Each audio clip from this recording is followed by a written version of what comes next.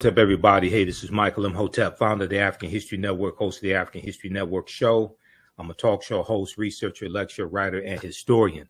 It is Sunday, August 20th, 2023, the 403rd commemoration of August 20th, 1619, when 29 Africans came into Virginia at Point Comfort on that White Lion pirate ship, which was a Dutch pirate ship. I'm here with our esteemed friend and educator, Dr. Chike Akua. How you doing today, brother? I'm blessed, brother. How are you today? Oh, I'm doing all right. I'm doing all right, man.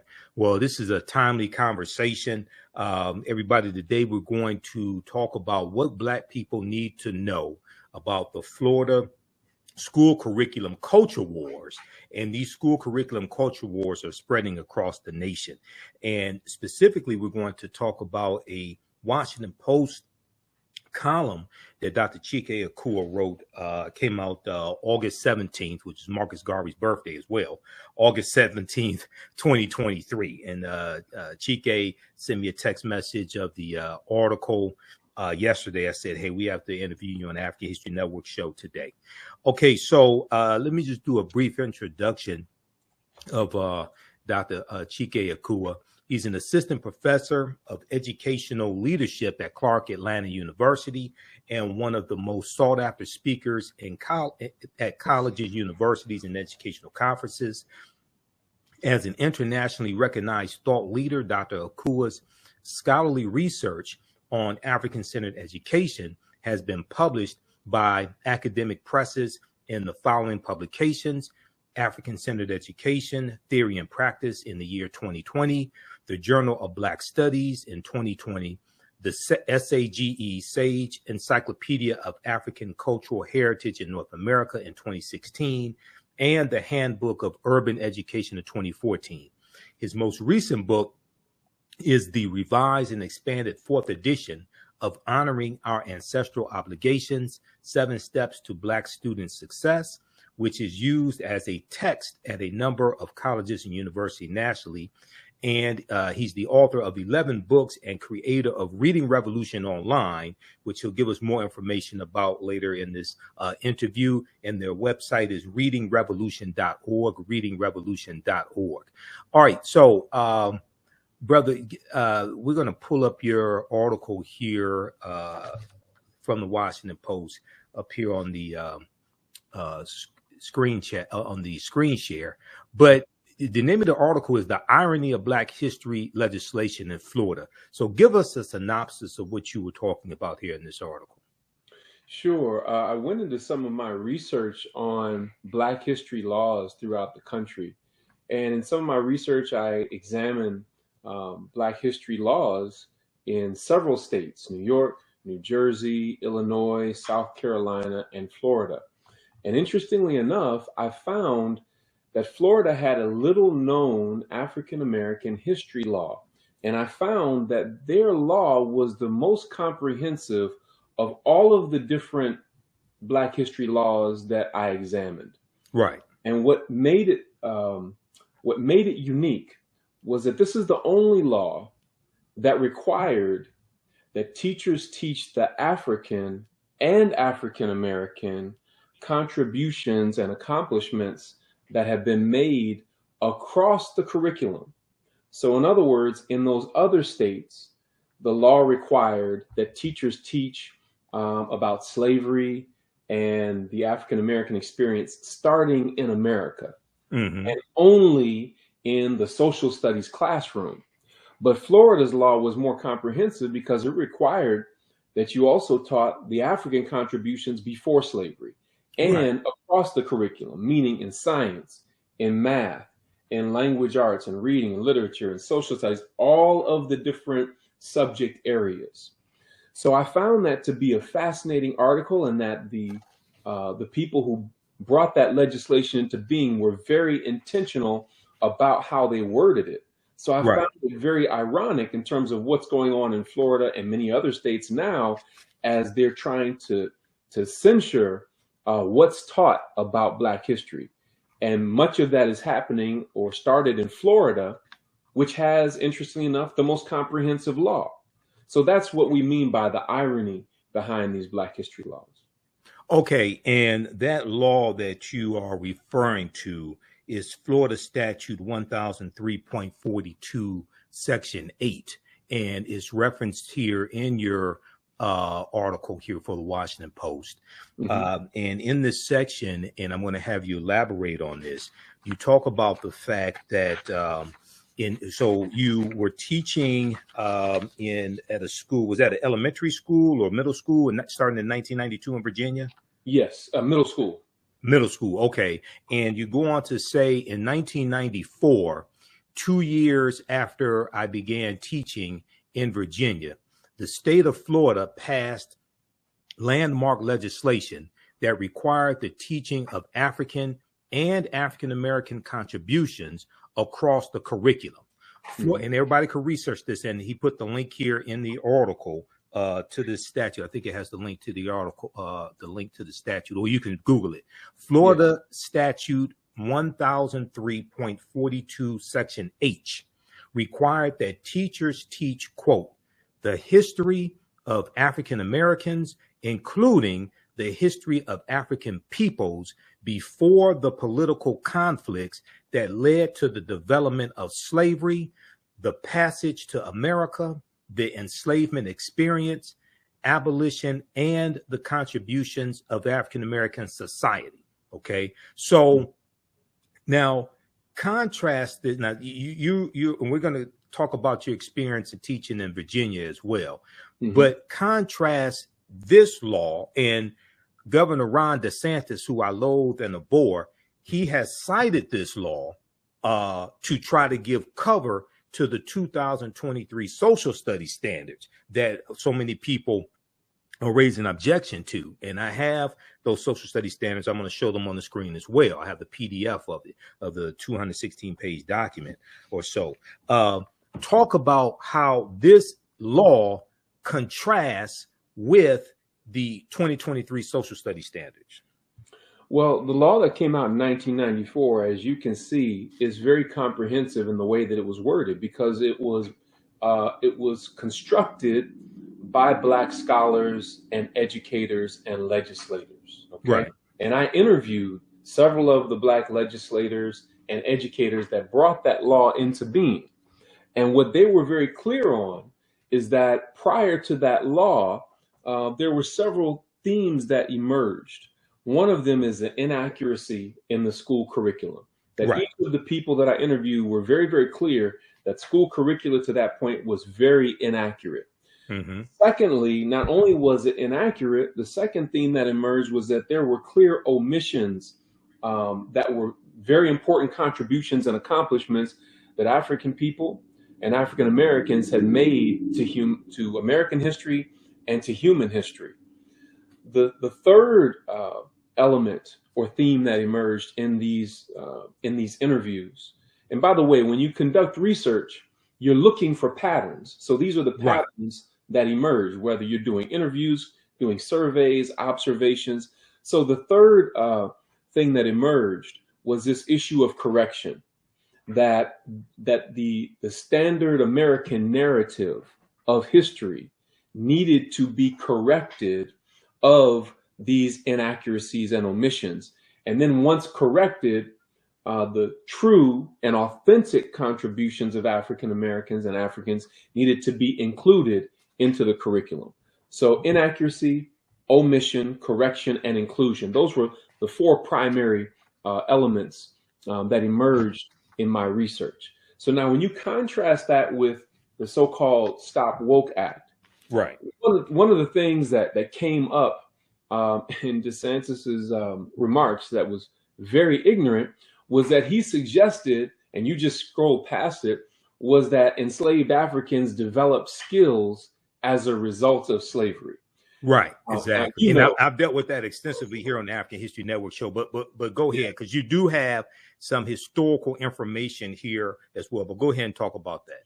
Right. So we know, and historical research tells us, that African people brought the knowledge of the cultivation of the cash crops that made America a world superpower virtually overnight. So they brought the knowledge of agricultural engineering as it related to cotton cultivation, Right. indigo, tobacco, Rice. sugar, rice, all of those. And I wish I had added rice in there. I forgot to add rice. Yes. Absolutely. These are the cash crops that made America a world superpower almost overnight. Remember, when Europeans first came to America, they were starving.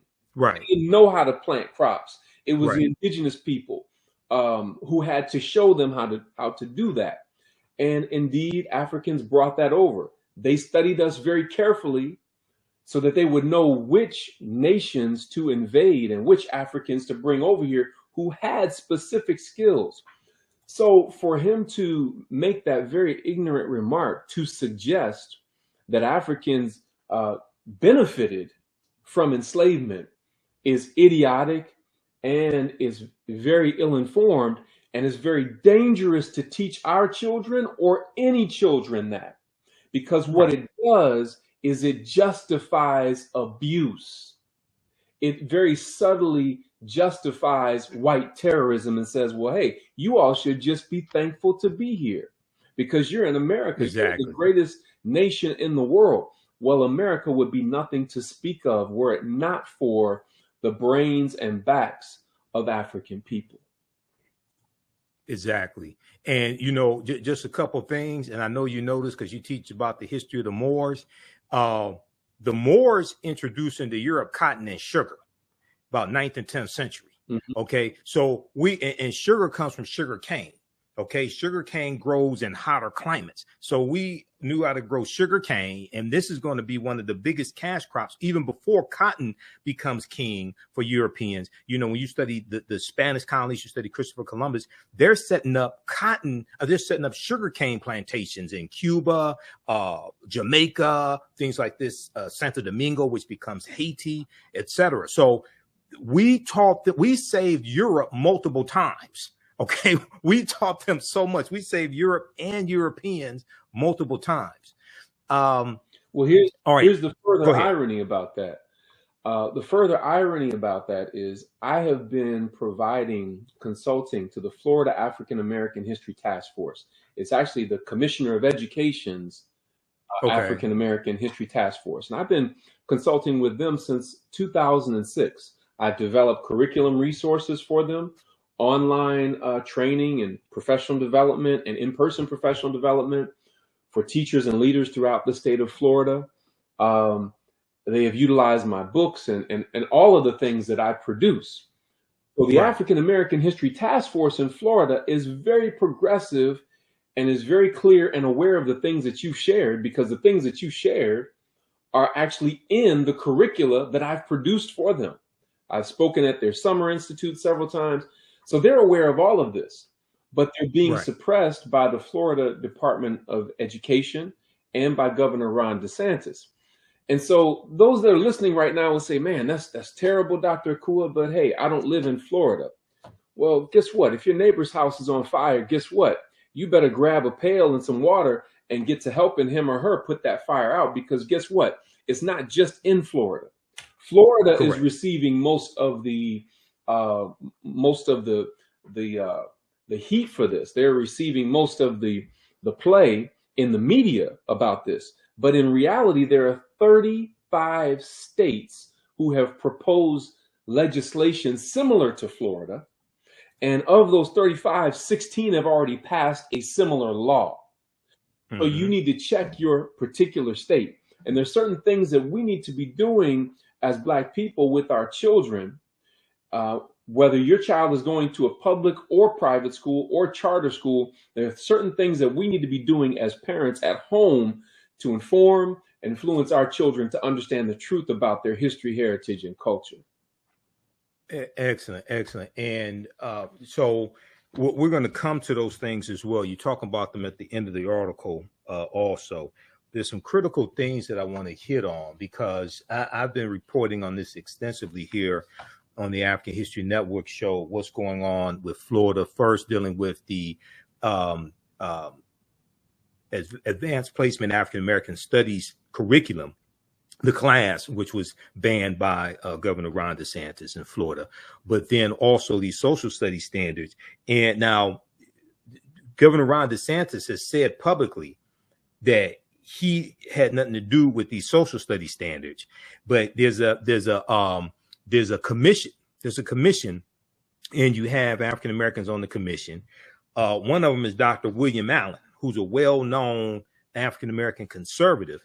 There was an article from NBCnews.com from July 28th, 2023, and Dr. Greg Carr alluded to this on it's another, not on Roland Martin Unfiltered, but on another. The Black Table that he does? No, not his show. The other show. What's the sister's name? Karen. Oh, Karen Hunter. Karen Hunter. On Karen Hunter's show, because he read through the social studies standards, and he says it seems like there was a disagreement among those on the committee about the most controversial part, right? So this article here from NBCnews.com from July 28, 2023 is called "Most of Florida Work Group Did Not Agree with Controversial Parts of State's New Standards for Black History," members say. Quote, "Most of us did not want that language," end quote, one group member said. So it was two African-American PhDs who were the ones really from these reports and from what I read, who were really pushing that controversial standard. One was Dr. William Allen, and another was an African-American woman who's a documentarian, Dr. Presley Rice, Dr. Frances Presley Rice, okay? And I want you to comment on this in just a second, but I just want to read this section here. The work group members who spoke to NBC News said that only two members of the work group, Dr. William Allen, who's a Black conservative, he was on Fox News on Jesse Waters' show. Jesse Waters is replacing the white supremacist Tucker Carlson on Fox News. Dr. William Allen and Dr. Frances Presley Rice, they advocated for the criticized language. Dr. William Allen and Dr. Frances Presley Rice, both Black Republicans, released a joint statement last week defending the new standards as, quote, comprehensive and rigorous instruction of African-American history. Now, and they said, quote, "The intent of this particular benchmark clarification is to show that some slaves developed highly specialized trades from which they benefited," end quote. These two Black PhDs wrote, quote, "This is factual and well documented." Go ahead and respond, Dr. Chike Akua. Then I got some follow-up information on this as well. Yeah, it's very skillful the way that they're attempting to word this. But let's go back to some of the first words you used to contextualize this. And you said two Black conservatives. Anytime I hear the words Black and conservative together, we have to ask the question, what are you trying to conserve? Are you trying to conserve traditional African and African-American values, history, and culture? Or are you trying to conserve the views and values of the white people who are paying you to say these things? And I think it's more of the latter, that certain of these so-called scholars are put in place because those that put them in place know that they will do whatever they're told to do. They're put in place because they already have a certain perspective that benefits whites in power rather than African Americans whom they should be serving. So it's clear, once again, when you read the literature, you begin to understand that African people already came here with highly specialized trades. We built America. It was built on our brains and on our backs, not just our backs, but our brains. We brought the intellectual know-how of agricultural engineering, ironwork, architecture, all of the different things that allowed America to become a world superpower in a relatively short period of time. So when they say, again, that, some enslaved Africans benefited from this, again, that is very slick language that would make the reader believe that we should just feel blessed to be here and that it absolves America of the white terrorism that our ancestors experienced and that we still experience to this day as a result of being Black in America. So it's these kinds of things that, first of all, teachers and leaders, educational leaders are often not taught these fine distinctions. And teachers can't teach what they don't know. So even Exactly. when the 1994 legislation was a law, most of the school districts in Florida were still out of compliance with the law because teachers Hmm. can't teach what they don't know. And many superintendents were not enforcing that law or making it a priority. It was not measured oftentimes on the state test. And most oftentimes it was not in teacher or principal evaluations. You weren't being evaluated on whether or not you were teaching these African and African American history standards. So this is why what we call fidelity of implementation is so important. Once you have the Right. law, have you actually implemented it according to the language and meaning of the law and those that wrote the law and what they intended? And we can say definitively that the answer to that is no. Absolutely. This article here that I have up on the screen from WashingtonPost.com. I've talked about it here on the African History Network show. I use it in, this is one of the numerous articles, 100 plus articles I use in my online classes. Now, this is from July 24th, 2023. Note to Florida and DeSantis: enslaved Africans were already skilled. Now, this is by Jillian Brockale, and it goes through and it talks about things that we've talked about before, how a lot of these skills Africans brought to this country, how they came from highly sophisticated civilizations and kingdoms, etc. But it also talks about the fact that Europeans would target different groups of Africans because they were known to have certain skills. Yeah. And they had the skills that these Europeans wanted. For example, Chesapeake enslavers wanted people like the crew, KRU, specifically for their skill for boat building. Mm-hmm. Though Europeans were sailing farther distances, slave traders marveled at the superior stability and speed of West African canoes, some of which they said could hold 100 people. These boat designs were ideal for fishing, freight, and ferrying up and down the Chesapeake. She talked about, we know Onesimus. I'm not exactly sure how to pronounce this, Onesimus, but Onesimus was the African slave who taught the Puritans how to inoculate themselves from smallpox. He was from West Africa. Mm-hmm. Okay. They talk about how New England Puritans targeted Akan-speaking people from the Gold Coast or Ghana who had a long military tradition emphasizing discipline and quick thinking. But go ahead and comment on this, brother. Yeah, so, and that's one of the things I love about your show, brother, is that you use documented research literature.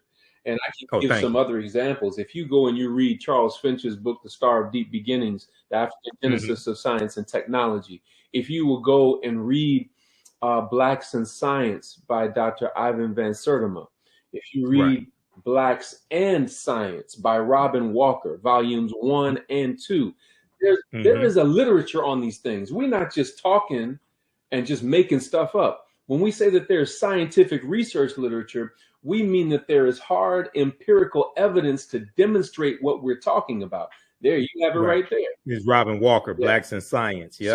So there is a very long and extensive and voluminous research literature on these things for those that care to know. But one of the things that was done to us is to, first of all, make it so that you don't know, and then to make it so that you don't want to know. And so there's an African proverb that says, lack of knowledge is darker than the night. Not to know is bad, but not to wish to know is worse. And so for those of us who do know, for those of us who have made this our life's work to study it and pass it on to our children, these are very, very challenging times that we're living in. And what they are doing should be very clear to all of us. And so we cannot stand idly by and allow other people to control the curricula that our children will be fed when they go to school. And I want to say this also, Brother Michael. You know, we know here at the African History Network how important independent Black schools are, independent African-centered schools are, and we will always advocate for that. In addition to that, however, we also know that 95, 96, probably 98, 99% of Black children in America go to public schools. And they are going to be subject to this kind of indoctrination. And so that is why we must fight inside the system and build outside of the system simultaneously. Exactly. And this is why, even though you and I are both advocates for homeschooling, and we both speak and have spoken numerous times at the Liberated Minds Black Homeschooling Education Expo, shout out to Queen Thais, Yes. and the people doing work there. But homeschooling by itself is not going to save African-American children. And what I mean by that is the majority of our children are still going to go to public school. So even though we can augment what's taking place in public school with homeschooling, we're not going to be able just to homeschool exclusively all of our children. Okay. And the other thing is that every ethnic group of children need this history also, not just African-American children. Go ahead. In addition to that, our tax dollars are going to this. Exactly. We're paying to be miseducated. We're paying to be lied to.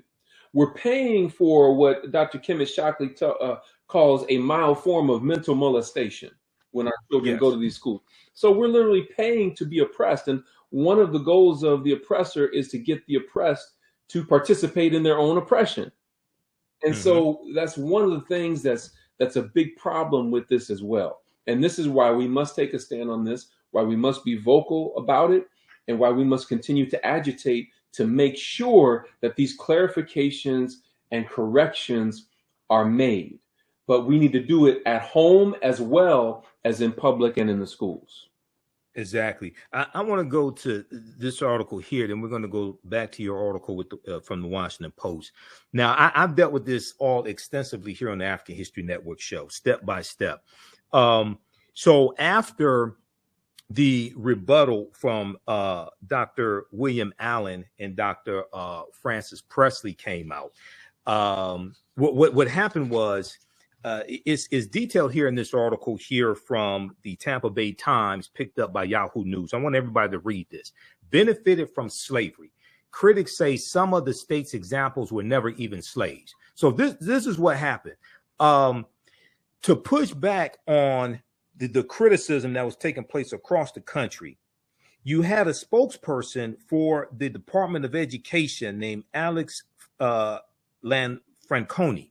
Alex Lanfranconi, a spokesperson for the Florida Department of Education, said the experts stand behind their examples. So they put out 16 examples of African Americans who they claim were slaves and who they said gained skills during slavery that they were able to use to their benefit. Okay.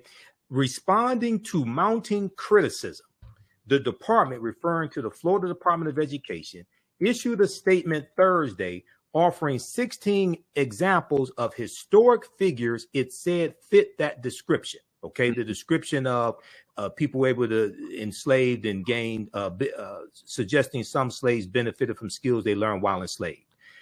That they develop highly specialized abilities that help them later in life is, quote, factual and well documented, end quote, the Florida Department of Education stated. Asked for more information on Friday, Florida's Department of Education cited references, the Colored Patriots of the American Revolution, which is an 1895 book by William Cooper Nail. I don't know why they had to go back that far. And Encyclopedia of African American History, 1619 to 1895, which is a 2006 book edited by Dr. Paul Finkelman. We had Dr. Paul Finkelman here on the African History Network show a few years ago when he was speaking at the Charles H. Wright Museum of African American History. Now, Alex Lanfranconi, a spokesperson for the Florida Department of Education, said that experts stand behind their examples. Dr. Francis Presley Rice, a co-founder of the Yoakum African American History Association and chairperson of the National Black Republican Association, already there, warning flags all over the place, National Black Republican Association, she's the chairperson, provided the information to the Florida Department of Education. But other sources offer conflicting descriptions of the 16 historic figures, and critics came forward to attack the department's claims.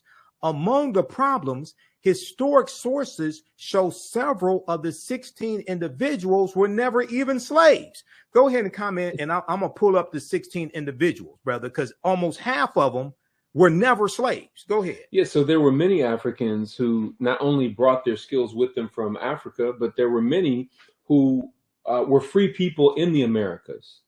Yes. Who had developed their skills and were working in everyday life. But, you know, we could shut this down with one simple comment, brother. Mm-hmm. And it's simply this, and I have to give a shout out to my brother, JR, who shared this with me.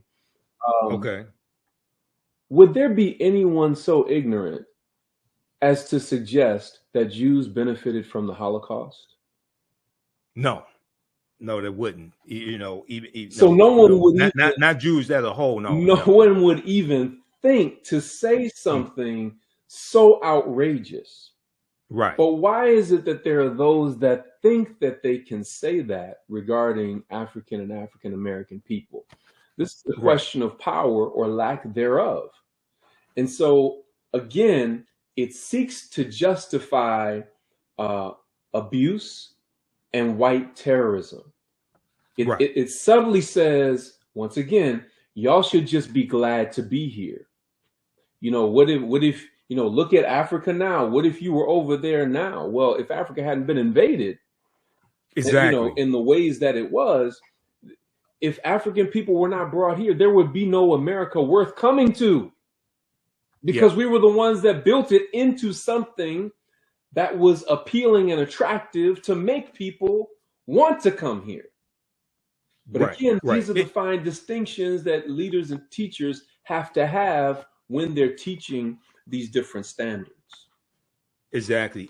And not only that, we take it back to Dr. David Imhotep and the first Americans were Africans documented evidence. There's overwhelming evidence to show the African presence here tens of thousands of years ago, at least 51,700 years ago. So this, to be quite honest, this was our land stolen from us. Absolutely. Okay. You know, so people have to understand that as well. So people go through and read this rest of this article, and we're going to go back to your piece here in just a minute. They go through and give examples of, and this is what's so disturbing, that these people, now the two, so if you listen to Governor Ron DeSantis, he says, well, these standards were put together by two PhDs. These are the people, these are the two PhDs he's talking about. And one of the examples they gave was Booker T. Washington, who is included on the state of Florida Department of Education website as an educator. Booker T. Washington was enslaved, but did not gain his skills until after he was freed at age 9. He worked in mines and as a houseboy before entering school, according to Tuskegee University, which he founded in 1881. They also gave, these two PhDs gave the examples of James Forten and Lewis Latimer. And they said that they were slaves who gained their skills during slavery. Okay, the Florida Department of Education said Lewis Latimer was a blacksmith. Lewis Latimer that dealt with the filament when it comes to the light bulb, things like this. The inventor, Lewis Latimer. Right. Okay, the department said Latimer was a blacksmith born into slavery in 1848 and freed in 1852. And James Forten, the ship magnate, was a shoemaker born into slavery in 1766 who escaped in 1788. A museum dedicated to Lewis Latimer states that he was born to two self-liberated, formerly enslaved parents. He was self-educated. He worked as an inventor, participating in the development of the telephone and incandescent lighting, among other inventions. And then the Museum of the American Revolution describes James Forten as a black entrepreneur born to free black parents. He served on privateer ships during the Revolutionary War and became a wealthy sailmaker. So about half of their examples that they gave to justify saying that you had some African Americans who were slaves and gained skills during slavery that they could use to their benefit later in life, half of them were never slaves. Go ahead, and we're going to go back to your article. So you're doing what I do as a professor who oversees dissertation research. When I look through the draft of a dissertation of one of my students who's conducting research, I'm looking to make sure that their explanations are in alignment and whether it flows with the proper logic. And just as you've demonstrated, and the writer of this article has demonstrated, their logic does not flow logically. It is illogical. And it's very Exactly. clear. So if I were grading this paper or helping this student to do revisions, I say, hey, you have to go back and you have to revise this because this is not in alignment. It's not in alignment with historical fact. Go back and look at your literature review of the research. Go back and look at the data that you gathered and see if your data was authentic. So the writer of this article and what you have done, you guys are spot on, because you're pointing Yes. out the inaccuracies in what's being placed before us as something that's supposed to be accurate when in fact it is not. Exactly. Thank you, brother. You do a fantastic job as well. The article goes on to mention Henry Blair, who was an inventor also, and Paul Cuffey, who had the Back to Africa movement before Marcus Garvey. Paul Cuffey was taking African Americans to Sierra Leone. He was born free also. Okay. Cuffey was born in 1759 to an emancipated slave. So people read the rest of this article. Is originally from the Tampa Bay Times by Jeffrey S. Solocek, Solocek, Tampa Bay Times, picked up by Yahoo News. Benefited from slavery. Critics say some of these states' examples were never even slaves. This is from July 22nd, 2023. This is why it's important to do research and don't just, circulate nonsense like Tyler Perry bought BET, which I told people did not happen. I told people 2 months ago, I put out a video 2 months ago. I said, Tyler Perry did not buy BET. Okay, let's go back to your article here. Now, I want you to talk about, I made note of some of the comments that you made. And once again, everybody read this piece here from the Washington Post. Also, see if Yahoo News picked it up. It's called The Irony of Black History Legislation in Florida. It's from August 17, 2023, which is also the birth date of Marcus Mosiah Garvey. This is in the column Perspective by Valerie Strauss, and it's written by our guest, Dr. Chike Akua. Okay, so you talk about teaching in middle school, and you talk about teaching, how you put it, you incorporated outside information dealing with African history, African American history, and you said that oftentimes you said you incorporated cultural examples of excellence, resistance, and self-determination. But a lot of times, and I want to get your exact quote here, a lot of times those examples conflicted with the administration, or may have conflicted with other teachers. Okay. Right. Talk about some of what you were introducing that was factual, but that conflicted with the administration or other teachers. You give an example also about posters they wanted you to take down about Black history, things of this nature. Sure. So back then, well, first of all, I would like to say that the teacher's store didn't have what I was looking for. Explain to people what a teacher store is. My mother taught in Detroit public schools for 47 years, so I know exactly what the teacher store is, because I went numerous times when I was a kid. But explain to people who don't know what the teacher store is. The teacher store is a place where teachers and educators go to find posters and bulletin board material and anything that it relates to arts and crafts and things that you would do in the classroom with students. And I could never find the posters and things that I was looking for in the teacher store, so I would create them. I would blow up pictures and images. I would get them laminated, and in making these different things, I wouldn't just make them for myself. I would make them for my other teacher friends who were of the same mindset. And so some of you all may recall my friend Tony Browder, who's his book From the Browder Files. He has this amazing picture of a muscular African man with arms outstretched, with a Kemetic or Egyptian headdress on, and a silhouette of Africa behind him. Beneath that picture is the same man with his head bowed and his wrists in chains, with a silhouette of America behind him.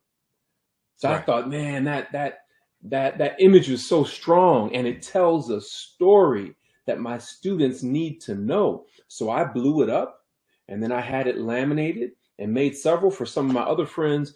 We were told by administration to take it down.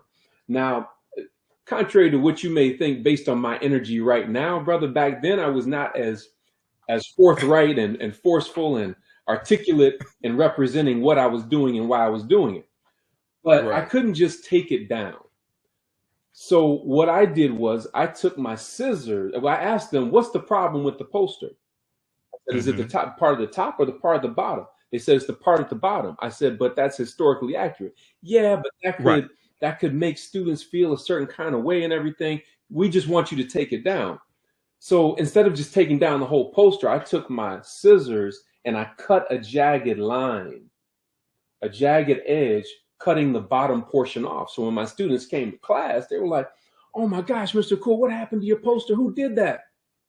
I said, I did it. They said, well, why would you do that? Why would you cut up your poster? I said, well, we were told to take it down because there's some people who don't want you to know this story.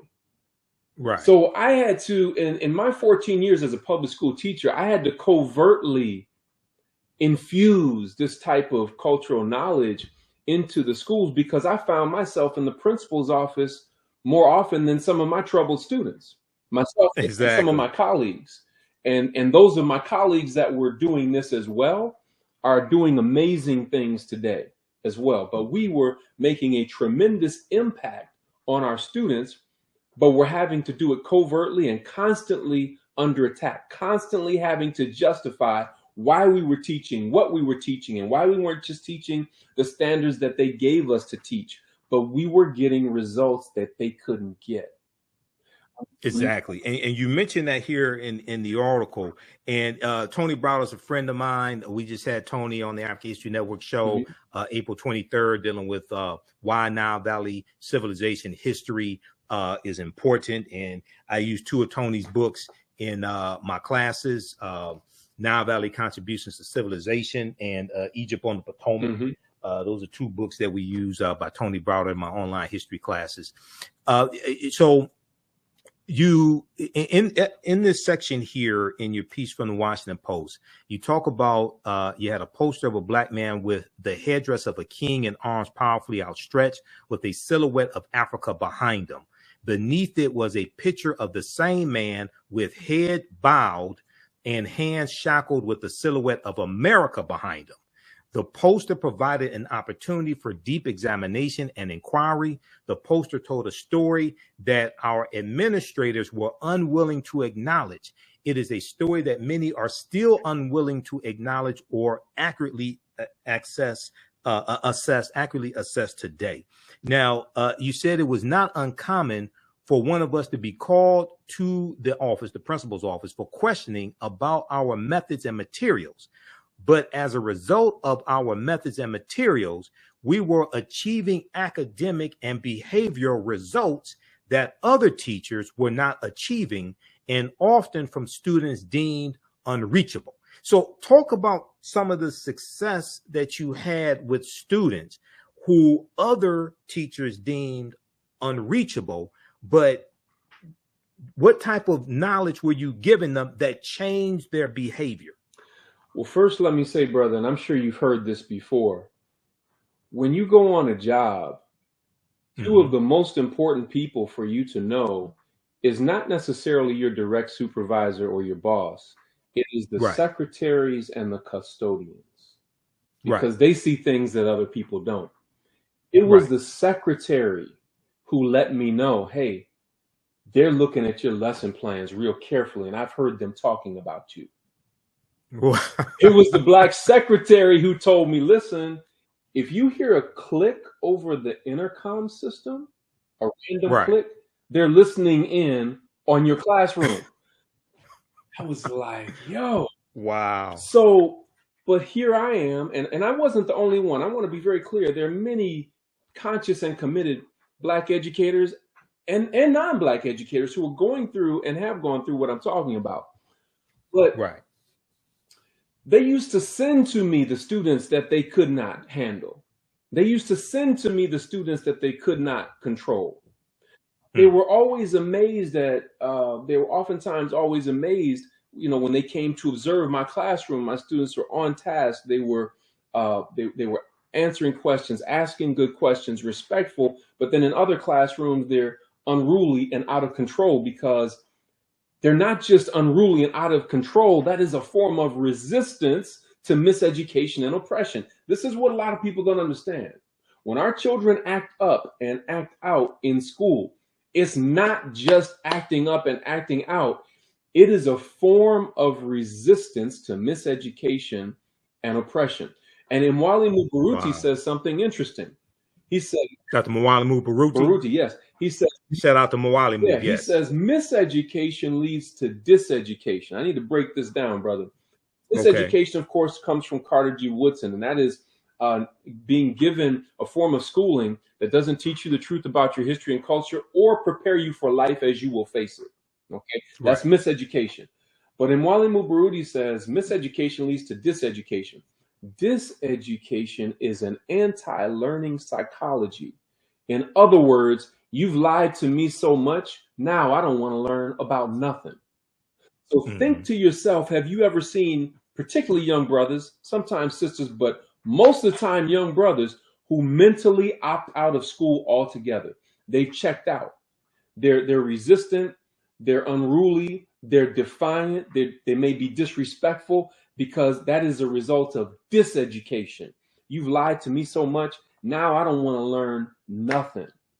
Right. And all of this can be mitigated and solved by conscious and competent educators who know the truth about our history and our culture, and who understand the methods for reaching and teaching and bringing out the brilliance in Black children. The methods for reaching and teaching Black children have been proven to be unique from other methods. And oftentimes, many of our teachers are taught in schools of education where they don't learn the methods that have been proven to bring out the brilliance in our children. So we already have a chronic teacher shortage. And then the teachers that do get results, you put the heat on them because they're teaching in culturally relevant and responsive ways, and they're teaching truths that you're not comfortable with. So this is what we're facing in the schools today, and it's something that needs to be dealt with head on. Exactly. I totally agree with you on that, man. Okay, and let me put your website up here, the website link. Everybody visit Dr. Chike Akua's website, which is readingrevolution.org. Reading Revolution. We have it here at the bottom of the screen, readingrevolution.org. You can get more information on his programming, on his programs, and get into contact with him as well. And he's going to give us some information toward the end of this broadcast also. So readingrevolution.org. Check that out. And for those just joining us, I'm Michael Imhotep, founder of the African History Network, host of the African History Network show. We're speaking with an esteemed educator, Dr. Chike Akua, and he is also an assistant professor of educational leadership at Clark Atlanta University as well. If you like this type of information, you can support the African History Network. $ the AHN show through Cash App, $ the AHN show through Cash App, also through PayPal, paypal.me/the AHN show. When you go to our website, theafricanhistorynetwork.com, theafricanhistorynetwork.com, we have the information there. You can also register for the online history classes I teach on Saturdays and Sundays. Ancient Kemet, the Moors, and the Ma'afa, understand the transatlantic slave trade on Saturdays, 2 p.m. Eastern Standard Time, and Sundays, Black resistance movements from the Haitian Revolution, U.S. Civil War, Civil Rights Movement, the Black Power Movement, 1800 to 1968. And Dr. Chike Akua, let people know, and we're going to get back to your articles. I have some more questions for you if you have the time. I have some more questions for you because I wrote out questions too, and I went through your entire article as I always do. I made notes, highlighted things, etc. Let people know about readingrevolution.org for a few minutes, if you don't mind. Sure. So I'm always reminded of the words of Dr. Maulana Karenga when he said, from a Black studies perspective, you don't talk about you don't have a critique without a corrective. In other words, you Yes. don't talk about a problem unless you have a solution. So we've been talking about the problem for some time, but throughout the entirety of my career, I have always developed my own curricula to fill in the gaps of what I felt my students needed to know. And I didn't just do that for my students. We published those materials, and those materials are circulating around the world now. The one that we're most proud of, that's being utilized in homes and in some school districts around the country and internationally, is Reading Revolution Online.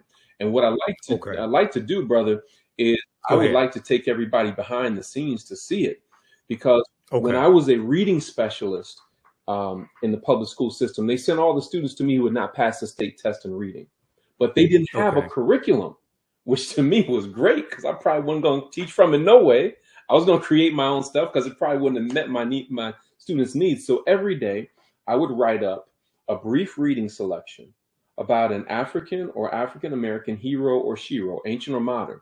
And I would add 10 multiple choice questions to it because I wanted the structure to mimic what they would experience on the state reading test.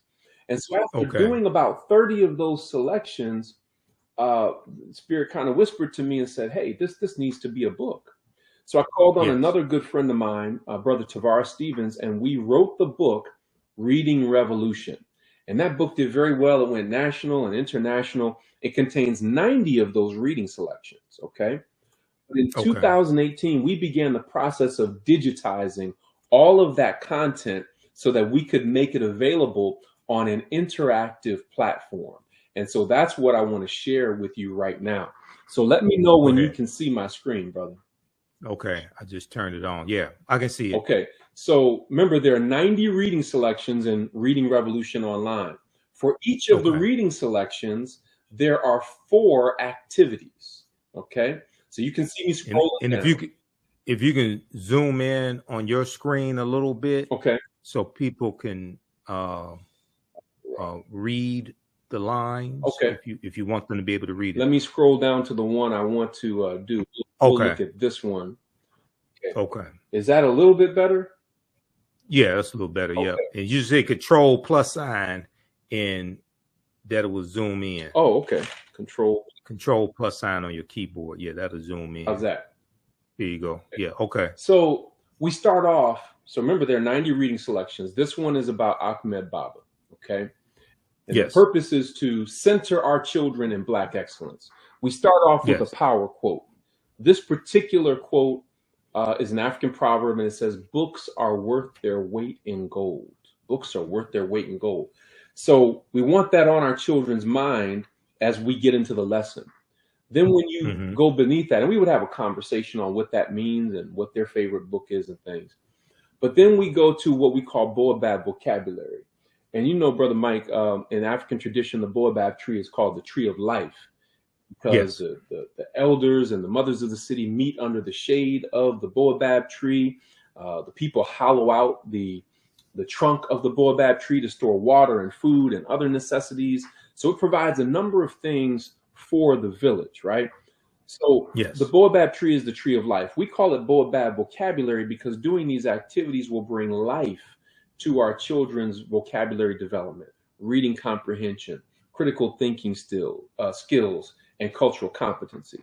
So these are the words that the student will encounter in the reading selection that we're going to go through, okay? As I scroll down, there is a captioned video to go with each reading selection. And the captioned video reads word for word what is in this reading selection. You can see the vocabulary words are underlined for easy identification, okay? Now, the reason we added a captioned video is because we know that our children are visual learners, and we wanted it to be a multimodal, multidimensional experience for them. Each video is approximately 3 minutes, give or take a few seconds. This one is about 3 minutes, so I want to play this so that those that are watching can get an idea of what they and their children will experience with Reading Revolution Online. So bear with me for just a moment, and I may turn the captions on maybe about 30 minutes in. I'm sorry, about 30 seconds into it, okay, just so that you can see, because you can. All right. And in readingrevolution.org, once again, everybody, is Dr. Chike Akua's website that he's on right now, that he's showing us, readingrevolution.org. All right, here we go. Ahmed Baba and the University of Sankore. From the 1300s to the 1700s, Timbuktu was one of the greatest cities in all of Africa. Situated near the Niger River, this great center of learning was known throughout the land. It was also an important trading center for gold, salt, iron, and books. Timbuktu had quite a reputation for educational excellence and wealth, so much so that students and scholars came from all over Africa, Asia, and Europe to study at the famed University of Sankore. Being near the river gave people easy access to this thriving city of trade and education and attracted many people. Ahmed Baba was the president of the University of Sankore for 30 years. During this time, he upheld the African standard of excellence, running the university with great vision. Also during this time, he authored 42 books. This means he wrote more than one book per year in addition to his duties as president. Additionally, Ahmed Baba had over 1,600 books that he owned in his personal library. This shows that he knew the power of books to transform the mind. To Africans who introduced the art of writing to the world, books were sacred and holy. Books were valued so much that people paid for books using only gold. The book a person desired to purchase would be placed on one side of a scale, and gold dust would be sprinkled on the other side of the scale until the scales were balanced. Books in Timbuktu and in the empires of Mali and Songhai were literally worth their weight in gold. Because of this, the book industry was just as lucrative as the gold, salt, and iron industries. People who studied at Timbuktu learned law, medicine, and healing, writing and literature, astronomy, the study of the stars, and agriculture, the study of farming, and much more. They took their knowledge and understanding of what they learned back to other parts of Africa, Asia, and Europe. Some even came to America. History also shows us that virtually every home in Timbuktu had an extensive library of books and manuscripts.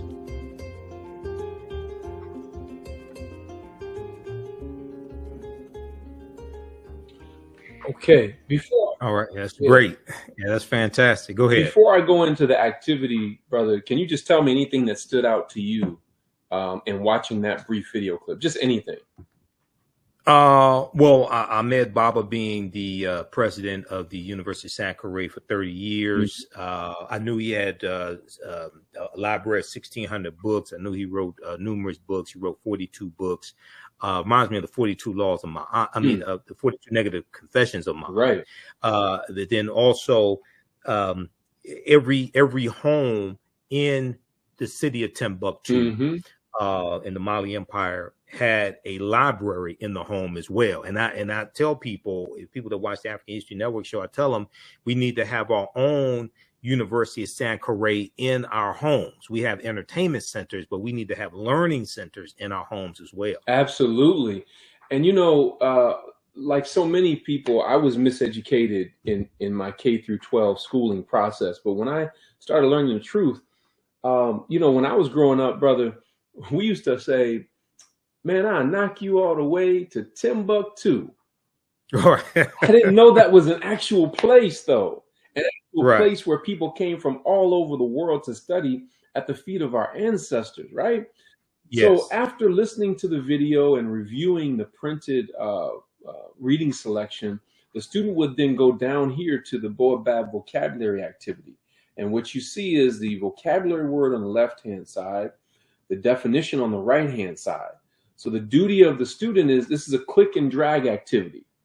So they click and drag and bring the two together. So we know astronomy is the study of the stars. So we click and drag that and put those two together, right? We know agriculture is the study of farming. So we click and drag and put that in place, right? We know the word sacred means holy, and we put that together. After the student does all of these, they would then click at the bottom and the system would score that for them, okay? Okay. So for the 90 reading selections, there are 4 activities. Again, 90 reading selections, 4 activities for each one. The first activity is the vocabulary activity.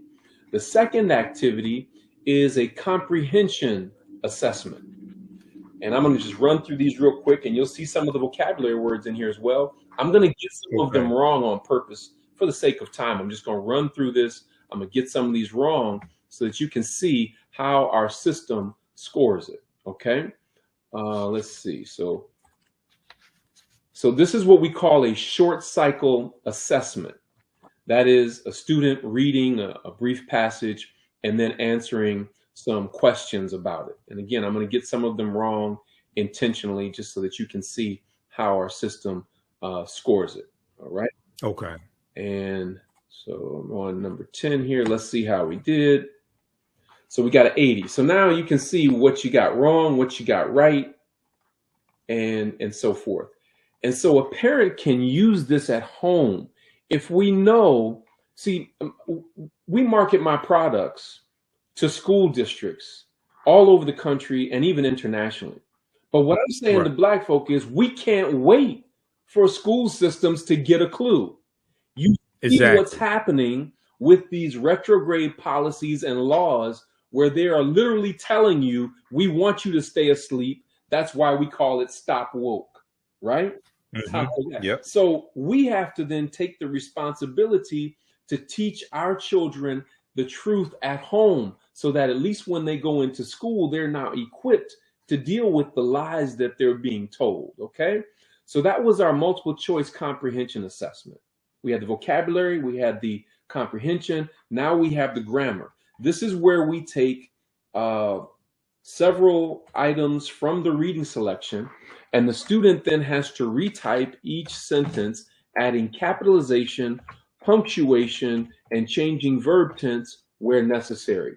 We don't have time for me to do all that now, but I'm just going to submit it. You see that I got a 0 because I didn't complete it, right? This is going to improve our children's grammar and writing skills as they're focusing on these particular elements of grammar and so forth. And the whole idea of what I was trying to do here, brother, was really replicating my classroom and what I was doing with my students to be able to get the results that I got. I was able to take some students from F's to A's in language arts and reading and get past the state test and so forth through these culturally relevant and responsive practices, through these African-centered or Afrocentric teaching practices. But if we're going to have a reading revolution, we also have to have a writing revolution. Right. And so for each of the 90 reading selections, we have a writing prompt also. This one says, Ahmed Baba wrote 42 books. If you were going to write a book, what would it be about? Would it be fiction or nonfiction? Who would the book be for? What age range or audience? Describe and explain. So the parent or the teacher would then tell the student, okay, I want you to write a paragraph, or I want you to write 2 paragraphs about this particular writing prompt. And our platform will archive that writing for them, right? In addition, a parent or a teacher can track their child's progress across all of these activities, all of these reading selections. It's an amazing resource. Now, again, I'm just returning from Chicago, from a school district just outside of Chicago, who is implementing this program district-wide. They get it. They understand the need for this. And there are many other districts that are utilizing it. But again, parents, we can't wait for school districts to get a clue. If you your son, your daughter, your niece, your nephew, your grandson, your granddaughter, right? We need to make all Black people aware that this resource is available to make sure that they're centered in the best of their culture, so that when they hear these erroneous remarks of miseducation, they will know who they are, whose they are, where they come from, and where they're going. Again, it contains examples of African excellence from ancient times to modern, right? Okay. So we wanted to give our children a very well-rounded example of what our excellence looks like. And then I want to show you something else real quick too, brother, because Okay. this may be just as important. Okay. So now I'm going to the website. What I showed you before is behind the scenes once you get a Reading Revolution online membership. But I'm going to scroll down here and hopefully you can see this picture of the Reading Revolution team. Can you see that right there? We're all dressed Yes. in blue. Yes. And you said to blow that up, I can press Control Yeah. plus. Yeah. Control plus sign. Yes. There. Okay. So I want you to see them because that is actually my family, brother. Okay. This is a family affair. We got together and we did this. You can see in the bottom left-hand corner is a picture of my wife. She is a master teacher in her own right. She did a number of the editing and the voiceovers. So when you listen to the videos, it won't just be a male voice. Sometimes you'll hear a female voice, right? Right above her is my oldest son, Jabari. He's a computer engineering and game design major. He did all of the audio engineering for Reading Revolution online. Next to him is his younger brother, Amari. Amari is a film and media major. Amari did the videos, but when he saw the scope and the scales, he's an amazing photographer and videographer. But when he saw the scope and the scale of the project, he called upon his girlfriend, Ayana, who's in the bottom right-hand corner. She is an amazing communications major and an amazing video editor as well. So he got her assistance in putting together all of these 90 video clips. In the middle is my niece, Kaylee, who is also a STEM major. She did some of the voiceovers and some of the editing as well. So this is a family project that we are making available to our people all over the world. And I'm sharing that with people to let them know that we don't just talk about the problems. Right. We create Exactly. solutions. And when you look at the results, look at what Dr. Marcus Jackson had to say here. He said, and he is the chief academic officer in Lancaster Independent School District in Texas, just outside of Dallas. He said, as educators, our goal is to ignite a flame that burns for knowledge. For years, Reading Revolution has been able to ignite that flame for many of my students by improving reading levels by 1 to 2.5 grade levels in a year. Wow. Now we know that our children were behind prior to the pandemic.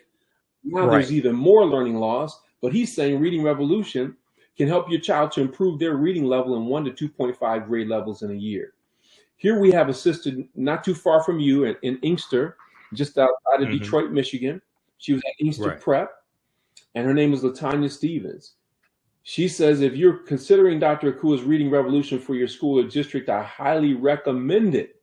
She said they were able to improve theirs an average of 1.7 years growth in reading in a year.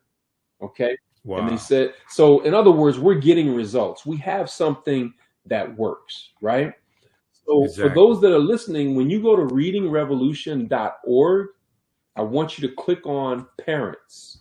When you click on parents, that's going to take you to this page where you can watch a brief video clip and determine how you want to engage with Reading Revolution. For those that are interested in purchasing a membership, you can use this code to get a significant $200 discount. All right, taking it from $497 to $297. And the code that you want to use is just READ in capital letters, READ. So when you click on to purchase, it will take you to a screen that asks for the coupon code. And the coupon code, I'm gonna put that code on the screen if you don't mind. Yes, READ in capital letters. Okay. But when you think of the things that we spend money on for our children, $100 and $150 shoes, dozens of video game cartridges and different things that they use to access video games, where they're paying Jordans $30, $40, $50 per game and so forth. We have to invest in our children's education because they are showing us very clearly that they're not going to teach it, except in places and spaces where there are conscious and committed Black educators who are constantly advocating. but still, we have to do this at home. Exactly. And we really want to encourage everybody to use it. And I've talked about on this show here the war against African American history being taught in the schools across the country, especially in former Confederate states like Florida and Georgia, things like this, especially these former Confederate states, because what's taking place is they want to suppress the teaching of the history of the past that teaches you how you got here. And then in those same states, they have passed voter suppression laws to suppress your ability to vote and have your vote counted, okay, to suppress your ability to impact the future. All right. So this is what's taking place. And this is orchestrated. It's not a conspiracy because it's happening in plain sight. You can read about it. It's not like some deep plot. No, you can read about this. And to give you was one quick example, and then I want to wrap up with your article from the Washington Post, because I do want to go back to that. So there's a deep article from NBCnews.com that deals with the origin of the anti-critical race theory movement. Okay. And it talks about how it goes back to Donald Trump in 2020. Okay. September 2020, when he was president, and an executive order that he did attacking, he was attacking, it was in the training that was taking place in the federal government. It was attacking critical race theory and diversity, equity, and inclusion being that taking place in training with the federal government. I'm going to pull up this exact article because I want everybody to read this. And it goes through and breaks this down. It's called How Trump Ignited. Let me get the exact article here. How Trump ignited the fight over critical race theory in schools. How Trump ignited the fight over critical race theory in schools. Now, this also is an example, one of the numerous examples of how elections have consequences and how you cannot let crazy people have power. Okay. And this is something I was warning people about in 2016 about Donald Trump. And I was warning people what was going to happen. And it was a whole lot worse than I thought, but I saw these things coming. Okay. But a lot of people didn't understand history and didn't see this coming. How Trump ignited the fight over critical race theory in schools. Republican lawmakers across the country have proposed bills to ban critical race theory in K-12 schools. Here's what that really means. Now, critical race theory is a legal analysis that's taught in law school, graduate school, and a little bit at the undergraduate level. It's not taught in K-12. All right. But what they're doing is they're taking everything that they don't like about teaching the history of slavery, African-American history, things like this. They're putting all this underneath an umbrella that they have redefined as critical race theory. It's not critical race theory. They have redefined it as critical race theory. And then they flooded Fox News with all these stories because there's another 16-page analysis from NBC News that deals with the role that Fox News has played in this as well. But if you look at this piece here, okay, the proposed policies mimic former President Donald Trump's this was a September 2020 memo or executive order ordering the Office of Management and Budget to stop funding training on critical race theory for federal employees, calling it a, quote, propaganda effort, end quote, calling it a propaganda effort.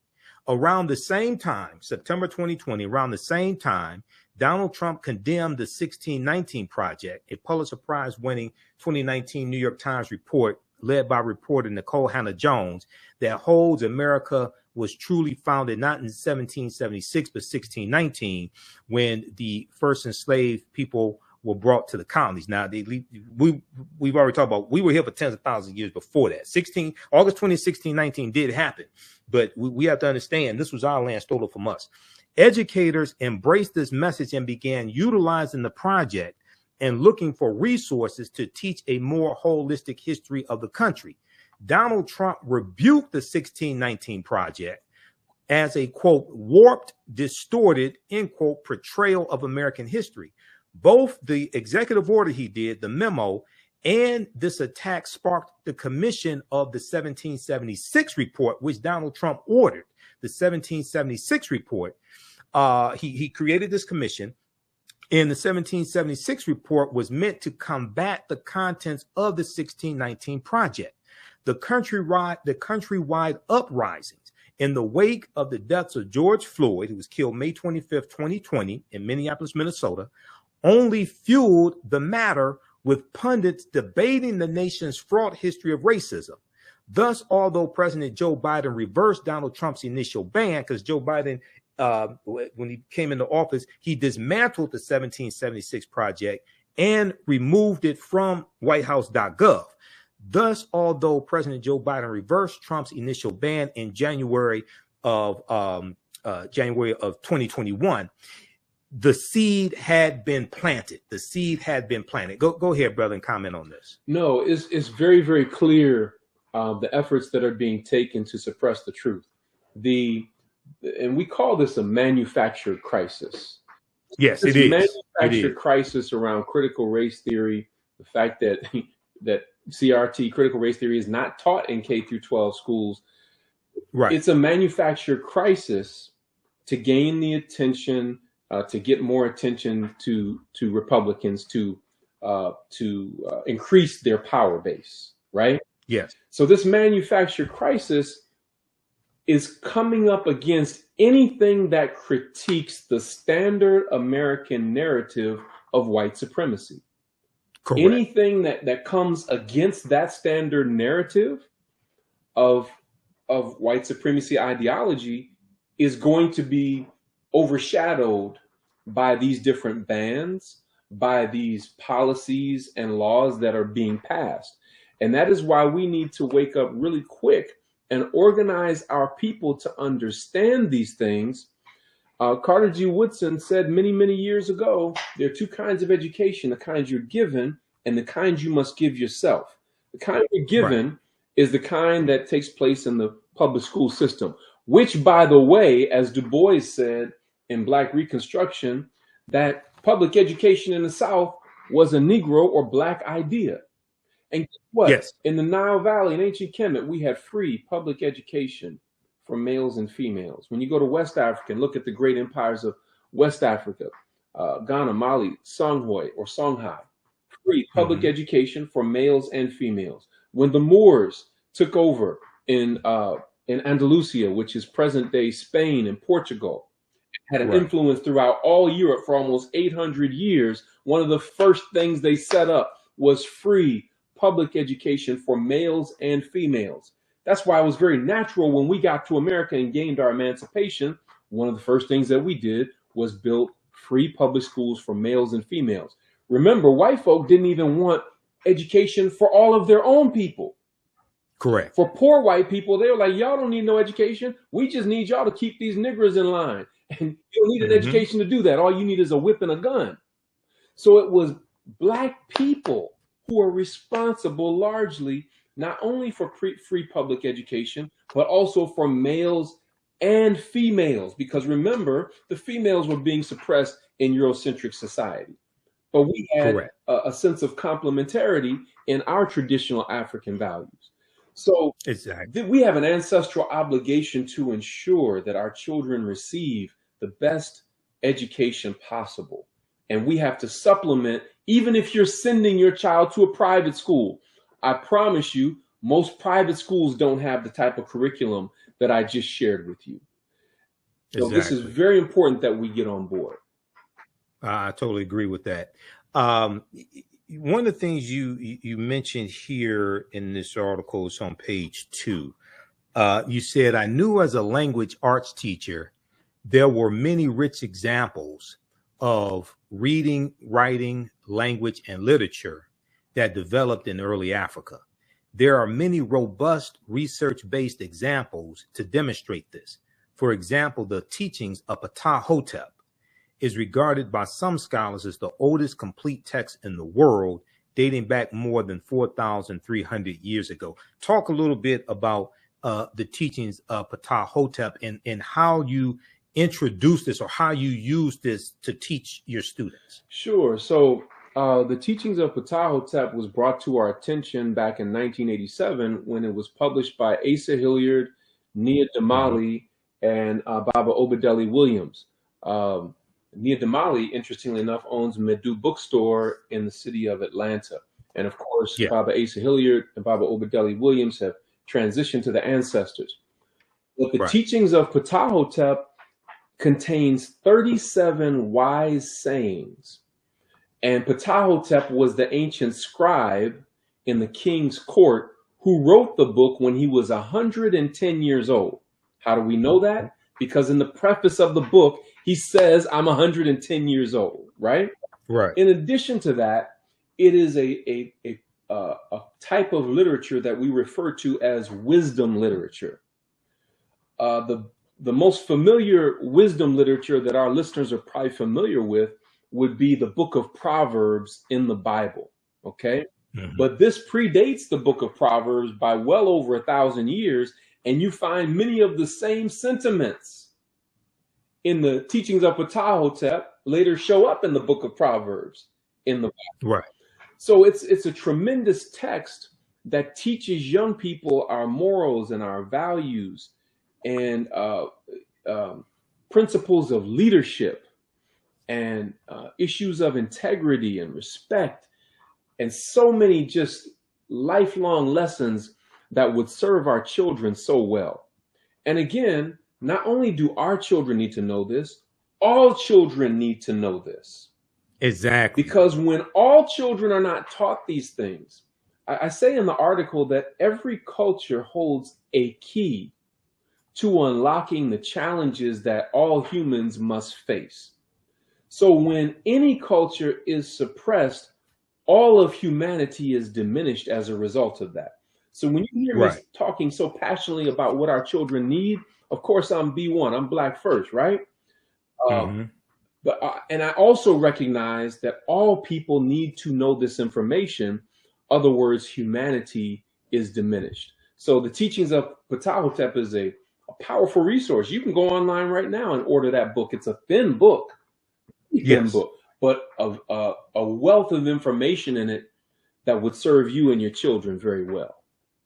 Absolutely. At the end of the article from the Washington Post, you give 3 recommendations. I have a copy of the teachings of Ptah-hotep somewhere here in the office, but also in Dr. Malefekete Asante's book, The Egyptian Philosophers, Ancient African Voices from Imhotep to Akhenaten. Yes. Yeah, that's it right there. I have that version, but he talks about Ptah-hotep in here, who was a philosopher as well, lived somewhere around 2414 BCE before the Common Era.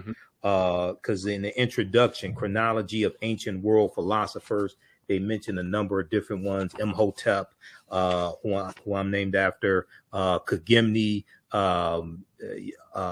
you have Kunanub, Akhenaten. It's a number of them. Amenhotep, son of Hapu. So this is before Socrates, Plato, and Aristotle. Right. Okay. So we have our own philosophers as well to study. At the end of the article, and once again, everybody, the name of this piece from the Washington Post, The Irony of Black History Legislation in Florida. You say, here are 3 recommendations for moving forward. Here are 3 recommendations for moving forward. Let's see. So, and you mentioned Dr. Carter G. Woodson here as well. Let me look at this last paragraph. You say effective and inclusive curricula exists. Let's go back. Effective and inclusive curricula exist, but are deeply suppressed. In addition, curricular inaccuracies and omissions contribute to implicit bias, and also prevent whites and others from accurately and critically examining their own individual and collective attitudes, beliefs, and behaviors. Lack of knowledge about this nation's history is literally hazardous to the health of African Americans. As Dr. Carter G. Woodson, who's the founder of Black History Month and co-founder of the Association for the Study of Negro Life and History, September 9th, 1915, and he's the author of numerous books, including The Miseducation of the Negro, 1933. As he observed, quote, "There would be no lynching if it did not start in the schoolroom," end quote. And also Dr. Woodson advocated for the history of African Americans to be taught in every school across the country, not just schools where we attended, because the way people treat you is largely based upon what they think about you. What they think about you is largely based upon what they've been taught about you, and what they've been taught about you is what they've read, heard, and seen about you. So you take us through 3 recommendations. So what are those recommendations? And these recommendations, this is actually the work that I do in providing professional development to educational leaders and teachers and counselors across the country. And so the first recommendation is to educate school leaders and teachers in the best of African American culture, history, views, and values. And let me make this distinction. The reason I say the best of African and African American history and culture is because for many of our children, they've only been exposed to the worst of our history and culture. Okay. Because, and it's what I call cultural identity theft. Cultural identity theft. How do you take a group of people who gave the world reading and writing and language and literature and architecture and engineering and agriculture and astronomy, mathematics and medicine, science and technology? How do you take that group of people and yet convince them that they come from a race of pimps, players, criminals, thugs, N-words and B-words? Cultural identity theft. So for conscious and committed educators, education is identity restoration. Education is identity restoration. But again, teachers can't teach what they don't know. So early on, and I've been doing professional development across the country for over 15 years, and I'll never forget, someone came up to me afterwards and they said, you know, Dr. Akua, I agree with everything that you said. We should be more culturally relevant and responsive in our teaching and everything, but I don't know as much about African and African American history as you. And my response to that person and to all educators that I speak to is, no problem. You get to go on the journey with your students. The way that we've created Reading Revolution Online and all of the other materials that we offer from our Black History poster pack, our African Proverbs poster pack, and all of the various books we've produced, we wrote it in such a way that teachers and parents can go on the journey with their children. And so parents and teachers love Reading Revolution Online as much as the children do, because they're like, oh my gosh, I wasn't taught this when I was growing up. So that first recommendation is to educate school leaders and teachers on the best of our culture, history, and views and values. The second is to infuse, now that you've learned it, infuse that authentic African and African American culture and history into lessons, teaching methods, and instructional materials. So this is a critical point. So if you're looking at this in your mind, highlight teaching methods, because the teaching methods is not just what you're teaching, it's how you're teaching it. And there's certain methods that have been proven effective in working with Black children. Call and response, bodily and kinesthetic movement, tactile activities where they get to use their hands, anything where they get to move around and talk, anytime you can use music and rhythm and rhyme. These are different teaching methods. There are many, but those are just a few examples of teaching methods that have been proven effective with Black children, that bring out the brilliance in our children. So you have to infuse authentic as opposed to inauthentic African and African American cultural and history into lessons, teaching methods, and instructional materials. And then our children are tremendously insightful and intelligent. But number three, we have to provide age-appropriate opportunities for students to do their own fact-finding and research using historically and culturally authentic resources. I'll give you a quick example of kinds of conclusions that our children come to when they're given the opportunity to examine accurate information. I'll never forget, with my 7th grade class a number of years ago, I was teaching about colonization. And I told my students, you can tell who colonized a land by the language the people speak. So in America, we primarily speak English, and out west and in the Southwest, Spanish is spoken a lot. So we know America was primarily colonized by the British and the Spanish. If you go up to Canada, we know that they speak English, but they also speak a lot of French. So we know it was colonized by the British and the French. When we go down to Mexico, they speak Spanish. So we know it was colonized by the Spanish. Right. And one of my students, young brother, just blurted out, didn't even raise his hand. He was like, dang, Mr. Akua. I was like, what? What's up? He said, they stole countries and continents and nothing happened to them, but we get locked up if they think we stole a candy bar. I said, whoa. So then I asked the class, I said, man, say more about that. And then I asked him, I said, by a show of hands, how many of you have noticed that you've been followed when you go to the carryout store or the grocery store? Would you raise your hand? All the students' hands went up there, and then they started, you could hear them talking about, yeah, when I go to the store, I notice they're following me around to make sure I'm not, stealing something and so forth. So then we had a conversation. Well, why do you think that is?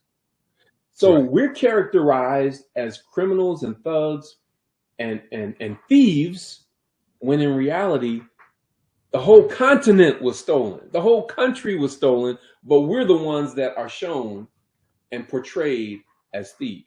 So this allows for a different level of critical engagement. And those that are against this kind of teaching are afraid that when our children wake up, they will demand all the rights and privileges that they are due as a result of the Bill of Rights and as a result of citizenship.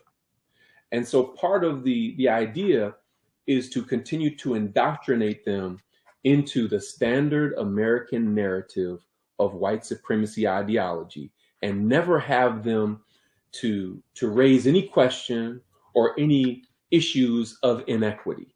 And the best way to do that is to erase the history of inequity so that they can't talk about it. Right, exactly. And that goes back to the laws being passed in these, especially these former Confederate states.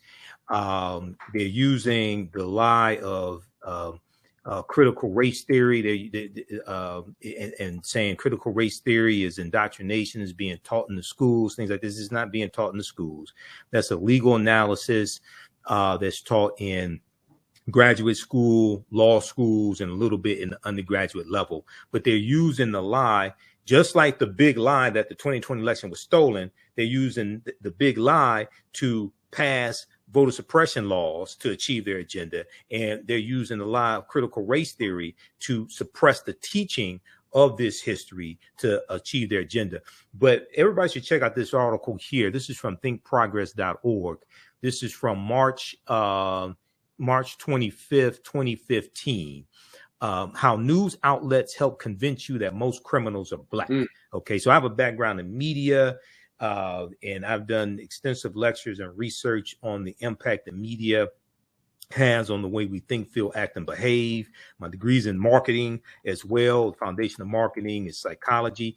But this was a nationwide study that looked at local news stations. Okay, and it found that the local news stories that they covered dealing with crime, okay, disproportionately showed African Americans as the perpetrators. All right. And they looked at in New York City, for instance, they looked at WABC, WNBC, WCBS, they found that African Americans were overrepresented as suspects in theft, assault, and murder coverage. And they said on WABC, WNBC, and there was one other one here. I'm trying to get rid of this ad. WABC, WNBC, and WCBS, 82%, 73%, and 70% of all wrongdoers were African Americans. However, data from 2010 to 2013 shows that Black people only accounted for 55% of murders, 49% of assaults, and 55% of thefts in the city of New York City. So this goes back to what I was saying. The way you treat a people is largely based upon what you think about a people. What you think about a people is what you have read, seen, and heard about a people, and what you've been shown about them. This is programming. Okay, so this is what we have to attack and deprogram. So this is why the work that you do, brother, is so important. Go ahead once again and give people your website, how they can get in contact with you as well. Yes, please go to readingrevolution.org.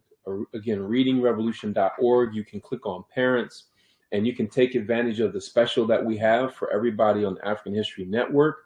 If you desire to purchase a one-year membership to Reading Revolution online, once you click to buy, in the coupon code, you can just use the words read, the word read in capital letters, READ.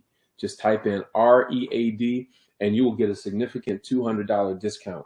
But we want to encourage all of the parents to make this investment in yourself and your children, even if they go to a private school. But our children need this. So readingrevolution.org. If you're interested in bringing me to your school or school district, or to any function that you're putting on, your college or your university, you can go to dracua.net. That's DRAKUA.net. Again, DRAKUA.net. And you can look in the menu, and it will say Book Dr. Akua. You click there and you put in the specifications of the event that you would like for me to speak at, and it will send an automatic email to my assistant, and we'll see if we can get you on the calendar and make it happen. But we would love to come to your city, to your school district, to your college or your university. In addition to that, even more than that, we want you to get Reading Revolution online. We want you to take it up, and let your child's principal and assistant principal and teacher know about Reading Revolution online. And tell your neighbors and your children's friends, parents, and different things of that nature. Let's spread the word. All right. Excellent. Excellent, brother. Well, look, man, it's always good to talk to you. Thanks for coming on the African History Network show today. People visit this website and take advantage of this, use this information with your children. And we'll talk to you next time, brother. Okay. Well, brother, I want to thank you for having me on, and I want everybody. Oh yeah, no problem. I want everybody who's listening to know I'm not just a guest today. I'm a viewer of the African History Network. Yep. I know, brother, you always do your research and you bring it. So I want to thank you for what you're doing, and I will always be a supporter of the wonderful work that you're doing. Oh, thanks, man. We appreciate you and the continued support as well. And sometimes we're at the Liberated Minds Black Homeschooling Education Expo together. We've both been speakers there numerous times down in Atlanta. They changed it. It used to be the third week in July. They changed it now.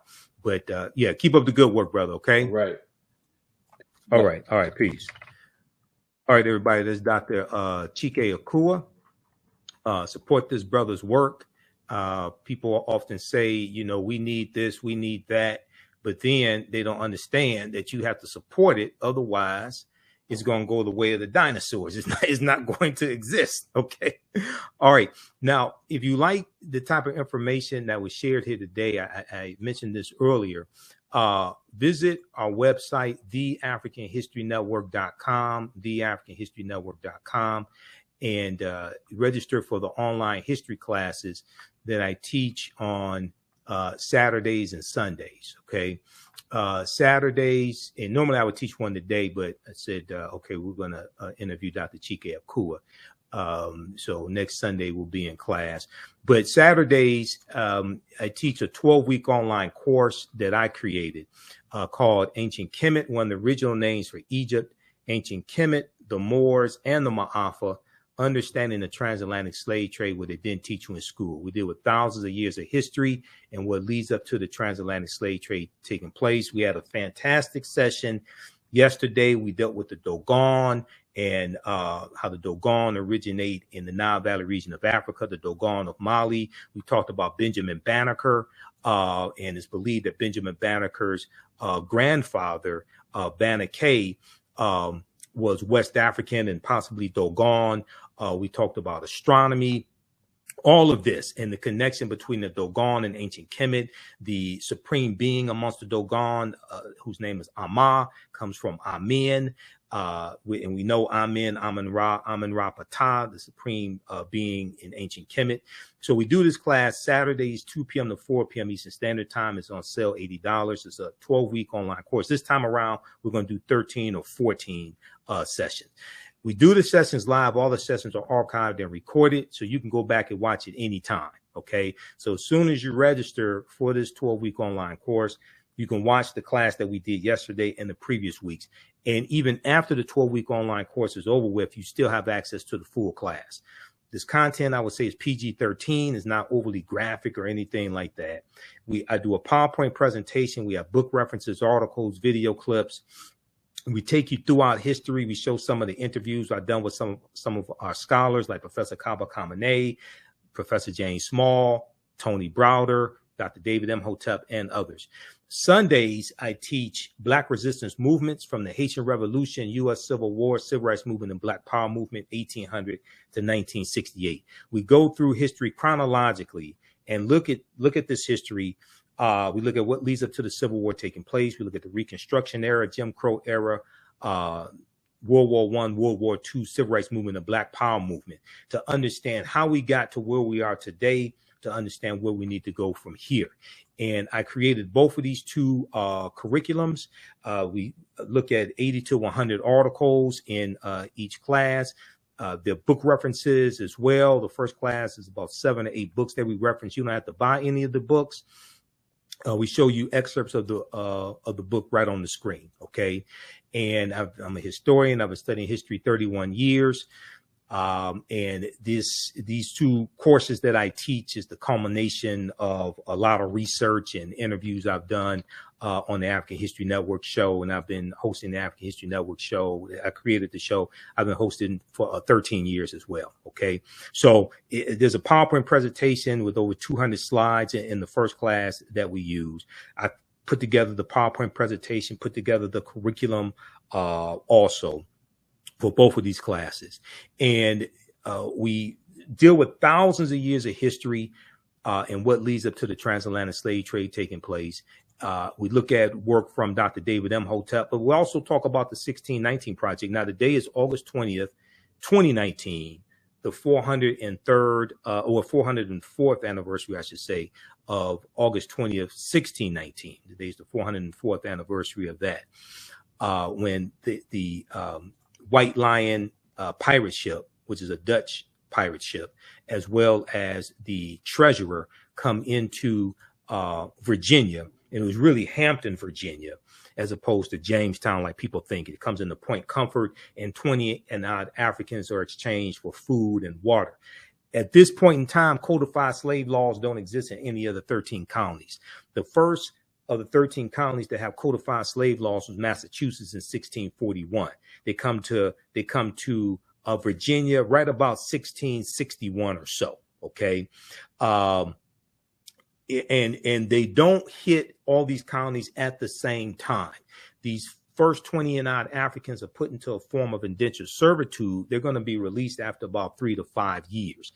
To understand how, now this is an important article here that everybody should read, is called Much of What We've Been Told About Virginia's 1619 Africans is Wrong. Much of what we've been told about Virginia's 1619 Africans is wrong.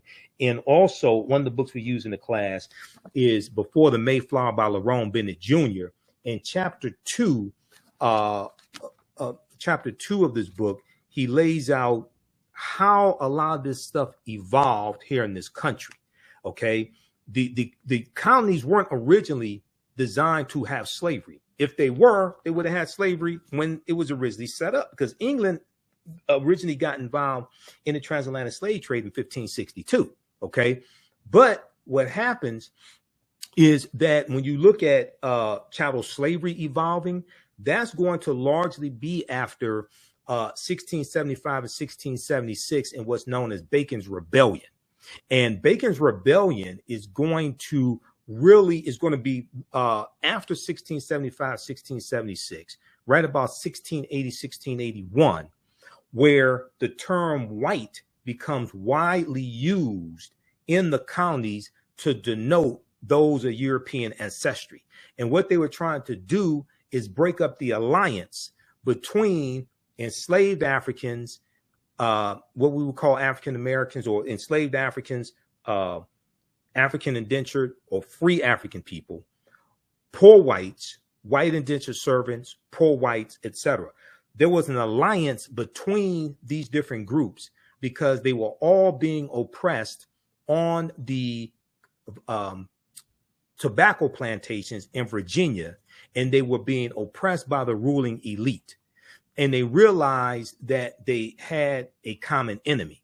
So there was a rebellion that was led by a Virginia tobacco plantation owner named Nathaniel Bacon in 1675 in the colony of Virginia. And in 1670, it was about 500. There's about 500 rebels. Okay. In 1676, these rebels burned down the town of Jamestown, Virginia. Okay, how many people knew this?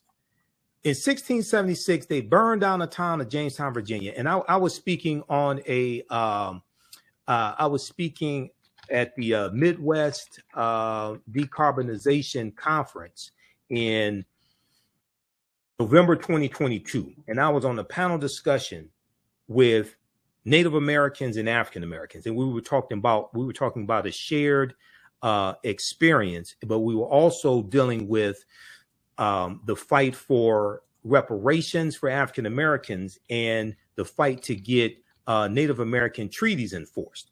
And you know, one of the problems is that when we to really understand reparations and repairing the damage of a legacy of Jim Crow segregation, slavery, redlining, housing discrimination, things like this, you have to understand the laws and policies that were put in place that brought you to where you are, that continue to inflict the harm.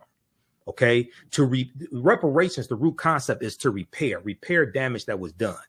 We first have to analyze the damage that was done to African people, the laws and policies put in place. And as I say, as a historian of 31 years, as a student of Dr. Leonard Jeffries, Professor James Small, Professor Kaba Hiawatha Kamene, we also have to analyze who African people were and what African people had before we were put into an institution of slavery, to understand the damage that was done, to understand that what has to actually be repaired. Just thinking giving cash payments is repairing the damage of a legacy of slavery. No, it's not. Because if everybody watching this broadcast wants to be honest, we know damn well if we all got $1 million today, white people will have it all back by this time next week. And all the laws and policies that have maldistributed wealth, power, and resources will continue to be in place that continue to inflict the harm. So cash payments can be part of a comprehensive repairing the damage of a legacy of slavery and Jim Crow segregation, etc. It can be part of comprehensive reparations, but it cannot only be the form of reparations, because once you spend the money, you have not changed the laws and policies that continue to inflict the harm.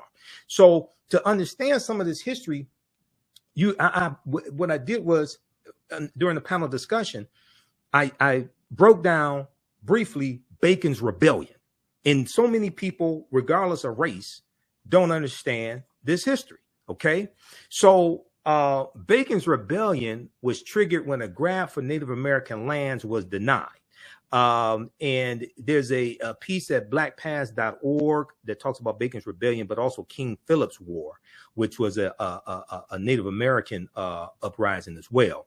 But the origins of Bacon's Rebellion rested with the conquest of the Powhatan Indian Confederation, 1644-1646, and the Confederation's lands being distributed to the English planter class. Despite their defeat, Indians formerly associated with the Confederation continued squatting on these lands, which caused the Virginia colonists to engage in warfare against them. Okay, now, the military and political situation was made more complicated by the presence of African slaves, who, along with white indentured servants, produced the colony's main crop, which was tobacco. This is before cotton becomes king. Cotton is largely going to become king after 1793, after the cotton gin is created by Eli Whitney, which greatly reduces the cost to produce cotton. Before cotton was king in the colonies, tobacco was king, but also you're going to have sugarcane that's king as well. But at this point in time, tobacco is king. Okay, tobacco is the main cash crop. Now, planters looked down upon the African slaves, indentured servants, and landless freemen, both white and black, whom they called the Giddy multitude, Giddy, the Giddy multitude. So you had these different groups of oppressed people. You had African slaves, you had indentured servants, you had what we would call free African Americans, you had poor whites, and you had white indentured servants. During the decades of the 1650s and 1660s, a sizable number of indentured servants, both black and white, both African and European, who had completed their required indentured labor service, clamored for old Powhatan land as well, which was under the control of Governor Berkeley, who was the governor of the Virginia colony, and his planter class associates. Nathaniel Bacon, a wealthy white Virginia planter, declared himself the leader of the colony's former indentured servants, freemen, African and white, African and European, newly arrived landless white immigrants from England, Scotland, or Ireland, and enslaved Africans, all of whom bonded together because of their common exploitation on the large tobacco estates in Virginia. All these different groups of people from different countries realized that they were all being oppressed by the same ruling class, and they took up arms to overthrow the ruling class. Now, on September 9, 1676, Nathaniel Bacon and his followers returned to Jamestown, Virginia, and battled forces loyal to Governor Berkeley. He forced Governor Berkeley and his followers to retreat, and then Nathaniel Bacon and his 500 rebels burned down the town of Jamestown, Virginia. They burned down the town of Jamestown, Virginia. Now, I don't know if this was the inspiration for the song, the roof is on fire. We don't need no water. Let this burn. I don't know if that was the inspiration for it, but it very well could be. Okay. I don't know that. I don't know if there's a historical fact. Okay. But it could be. Who knows? All right. Now, how many people remember that song? Okay. Now, let's go back to this here. Okay. So there's a good article from history.com, official website of the History Channel, that deals with Bacon's Rebellion as well. And we reference numerous sources here in the class. Toward the end of the 17th century, labor from England began to diminish. So what happens is the economy in England improves, and there's less of a desire of white people to come from England to be indentured servants here in the colonies. So you have a drying up of the labor force, of the white labor force, okay? Toward the end of the 17th century, toward the end of the 1600s, labor from England began to diminish, and the colonies were faced with two major dilemmas. The colonies were faced with two major dilemmas. The first dilemma was how to maintain control over the restless poor and the freedmen who seemed intent on the violent overthrow of the colony's leaders, because they were all being oppressed by the same ruling class, the same 1% or 10%. Okay. The second dilemma that the colonists in control, the planter class, the rulers, the second dilemma that they were dealing with was how to obtain a controllable labor force as cheaply as possible. The colonial leaders found a solution to both problems. By the 1690s, they had divided the restless poor into categories reflecting their origins, homogenizing all Europeans into a quote unquote white category and instituting a system of permanent slavery, or what we call chattel slavery. You are enslaved for perpetuity, and your children are born in slavery and their children are born in slavery. So they use the term white widespread to put all Europeans into this one category and put them on team white. Okay. And then they instituted a system of laws to institute permanent slavery for Africans, the most vulnerable, and the Africans were the most vulnerable members of the population. Okay. Now, Encyclopedia Britannica at Britannica.com, they have information on the history of the idea of race. This is where this citation comes from. The history of the idea of race. That's at Britannica.com, Encyclopedia Britannica. Okay, let's continue here. And then also there's an article from History.com, official website of the History Channel, why America's first colonial rebels burned Jamestown to the ground. Okay. That's the History.com, official website of the History Channel. Now, if we look at page 40, and these are all slides that we actually use in the class that I created. Okay. Ancient Kemet, one of the original names for Egypt, the Moors, and the Ma'afa, understanding the transatlantic slave trade, what they didn't teach you in school. You never see a class like this. You probably haven't seen a class like this before. Okay. So when we look at page 40 of chapter 2 of Before the Mayflower by Lerone Bennett Jr. Now, this is from the 6th edition, Lerone Bennett Jr. is laying out this history, and he talks about the fact that for all practical purposes, he says, of all the improbable aspects of this situation, he's talking about in the early 1600s, okay? Of all the improbable aspects of this situation, the oddest, O-D-D-E-S-T, the oddest to modern blacks and whites is that white people did not seem to know that they were white.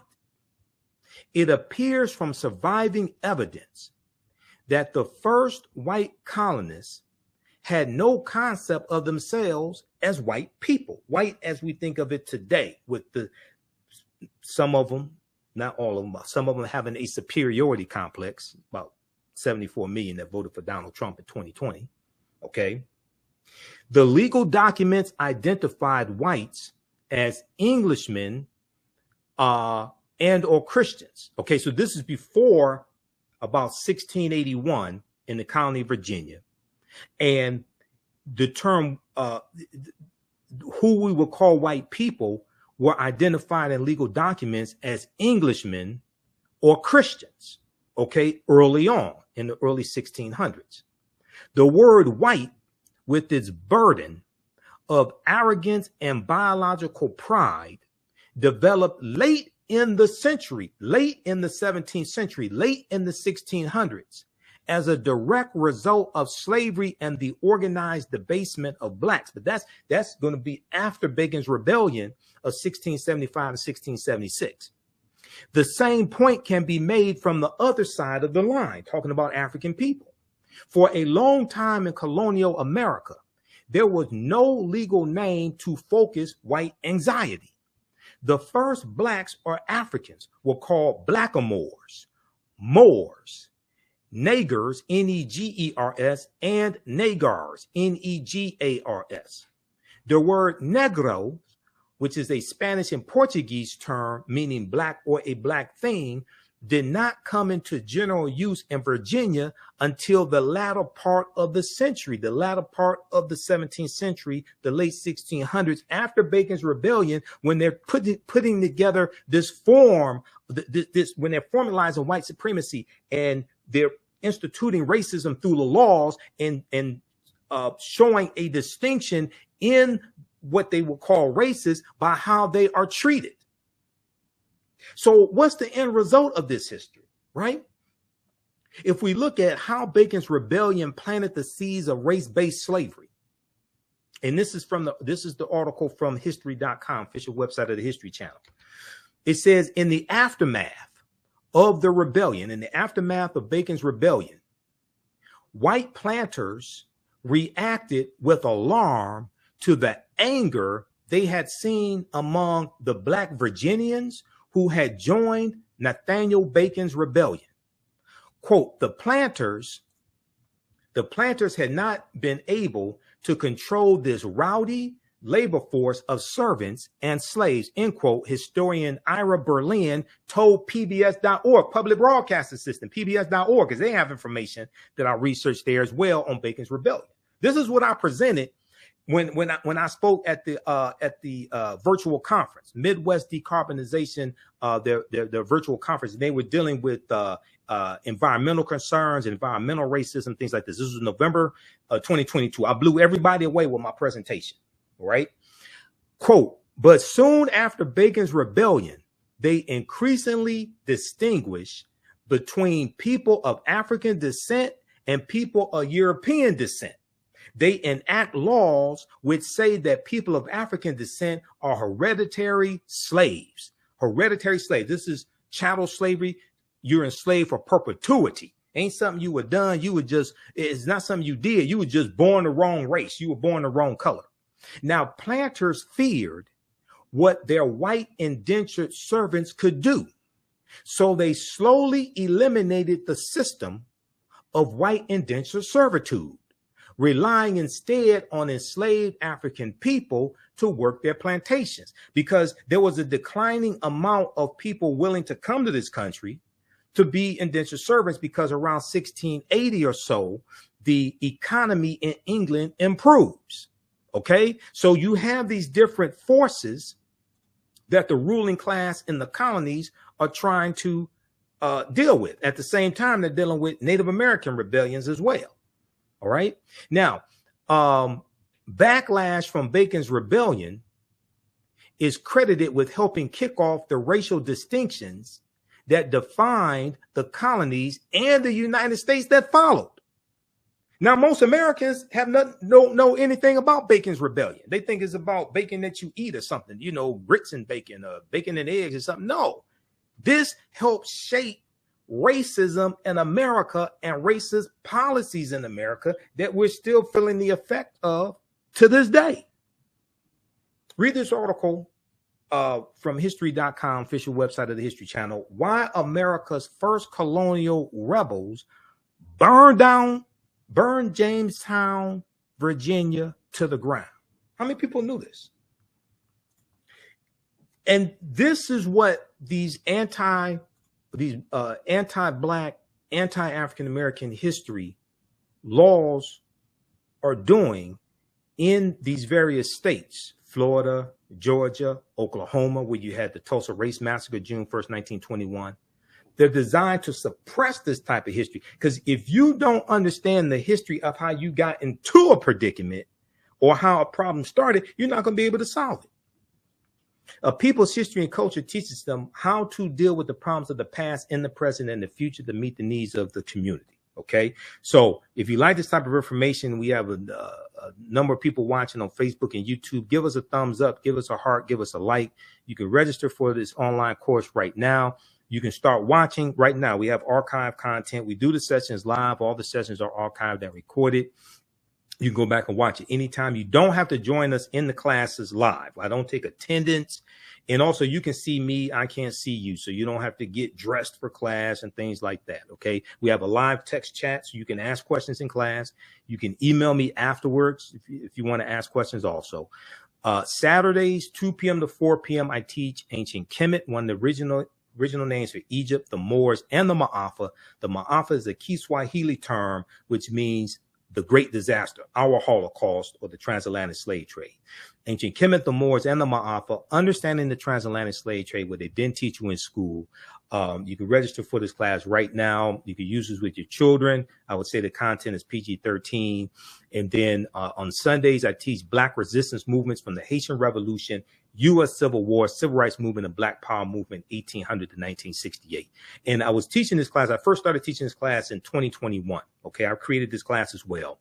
The second one, because I had so much information in the first class that I knew that this period from 1800 leading up to the Civil War, what causes the Civil War to take place, the Louisiana Purchase of 1803, Missouri Compromise of 1820, Mexico winning its independence from Spain, 1821, Vicente Guerrero becoming president of Mexico, second president of Mexico. He was of African descent, 1829, Texas winning its independence from Mexico, 1836, Mexican-American War, 1846, 1848, Treaty of Guadalupe Hidalgo in 1848, which ends the Mexican-American War. And as a result of the Treaty of Guadalupe Hidalgo, the U.S. gets the territory from Mexico that makes up California, Arizona, New Mexico, Colorado, Utah, and Nevada. You have the Compromise of 1850, which deals with organizing the land that the U.S. gets from Mexico. And California comes into the Union in 1850 as a free state, but they do try to ban all free African Americans under their first governor, Peter Burnett, by the way. They tried to ban all free African Americans. It didn't work. But the fifth bill in the Compromise of 1850 was the Fugitive Slave Act of 1850. Okay, which went farther than the Fugitive Slave Act of 1793. And we know the U.S. Constitution sanctioned slavery. In Article 4, Section 2 of the U.S. Constitution laid the foundation for the Fugitive Slave Act. So this is why it's important to read the U.S. Constitution. So I hear all these people talking about we want reparations, we want reparations. And if you're seeking a legal remedy to a historical problem, that would imply to me that you need to understand both law and history. Unfortunately, most of our people, especially a lot of people saying we want reparations, don't understand either one. And the foundation of law in this country is the U.S. Constitution. You need to read the U.S. Constitution. Also study the treaties as well, like the Black Freedmen Indian Treaties of 1866. And I talked about the Black Freedmen Indian Treaties in when I spoke at the conference. Okay, and what I found very interesting is that the Native American, so there's about 7 of us on the panel. It was a virtual panel. It's about, I think, 3 Native Americans, 1 person who was African American and Native American. And I could be classified as that too, because I had Cherokee on my mother's side, Cherokee and Blackfoot, because my mother's family's from Tennessee. But then you had about 3 or 4 African Americans, right? Native Americans were talking about getting treaties enforced. African Americans were talking about getting a study done. They were talking about HR 40. And my thing is like, why the hell are we trying to focus on the study? Now, this was before California came out with their final study, which is 1,000 pages. Everybody needs to go read the executive summary and read it. And they put forth at least 110 policy recommendations to repair the damage of, even though California does not have a deep history of slavery, like say Texas, because 1850 California, between 1850 and 1860, California has maybe about 1,500 people who are in a semi-slavery status, where 1865, when Major General Gordon Granger goes into Galveston, Texas in June of 1865, Texas has 250,000 enslaved Africans. So California doesn't have a deep history of slavery like Mississippi, Georgia, Alabama, Texas, anything like that. Okay. But they do have a rampant history of racism, discrimination, housing discrimination, redlining, voter suppression, things of this nature. Okay. But I talked about the Black Freedmen Indian Treaties of 1866. And the reason why I discussed this is because we have a history, our ancestors, of getting benefits from these treaties. And the reason why is because The 1830 president. Okay, I'm really trying to wrap this discussion up. I know it may not seem like it, but I'm really trying to wrap this discussion up. But let me just try to wrap it up with this here. So 1830, President Andrew Jackson, Donald Trump's favorite president, one white supremacist who loves another white supremacist. Andrew Jackson signs the Indian Removal Act of 1830, which pushes the Choctaw, Chickasaw, Creek, Cherokee, and Seminole Indians off their land in southeastern United States. And they go over 1,000 miles out west into Oklahoma, or what's known as the Trail of Tears. Okay. Now, these are what Europeans call the 5 civilized tribes of Native Americans. All right. All 5 of these Native American nations all own African slaves, and the Cherokee own the most. Okay, and I have Cherokee in my family, so there's a history of this, right? So there's an article from the New York Times, September 8th, 2020. Black Native American and fighting for recognition in Indian country. Enslaved African people were also driven west along the Trail of Tears, the 1830s, after a historic Supreme Court ruling. Their descendants are fighting to be counted as tribal members. So about a third of the people who were on the Trail of Tears were African people, okay? Slaves of the 5 civilized tribes of Native America. Some people wanted to call them servants. If that makes you feel better and helps you sleep at night, okay, you can call them servants. Yes, they're Africans married into the, yes, you had people who were part African American, part Native American. That's true. Yes, African people were the original people here. And when Asians come about 3000 BC or something like that, they come over here across the Bering Straits. The Africans and Asians intermix, and their offspring are called Native Americans. That's true as well. Dr. David Imhotep deals with this in his book, The First Americans Were Africans, Documented Evidence, which I have here somewhere in the office.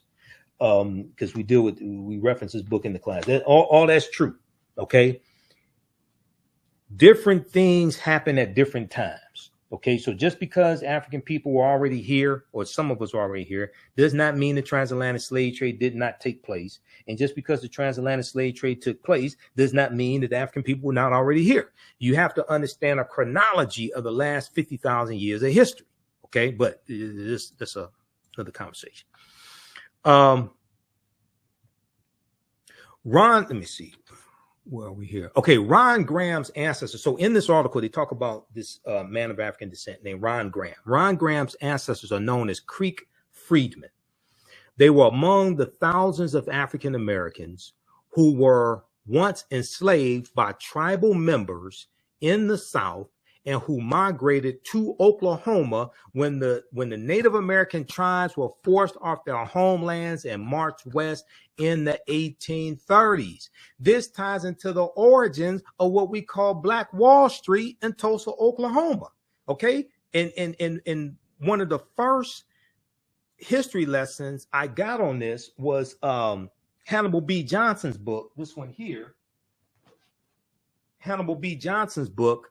Black Wall Street from Riot to Renaissance in Tulsa's historic Greenwood District. This book right here, one of the best books that you read dealing with the real history of Black Wall Street. This is one of the first historical books to really deal with this. And this, he had, this was like the second edition, I think. This came out in, I think it was 2001 or something like this.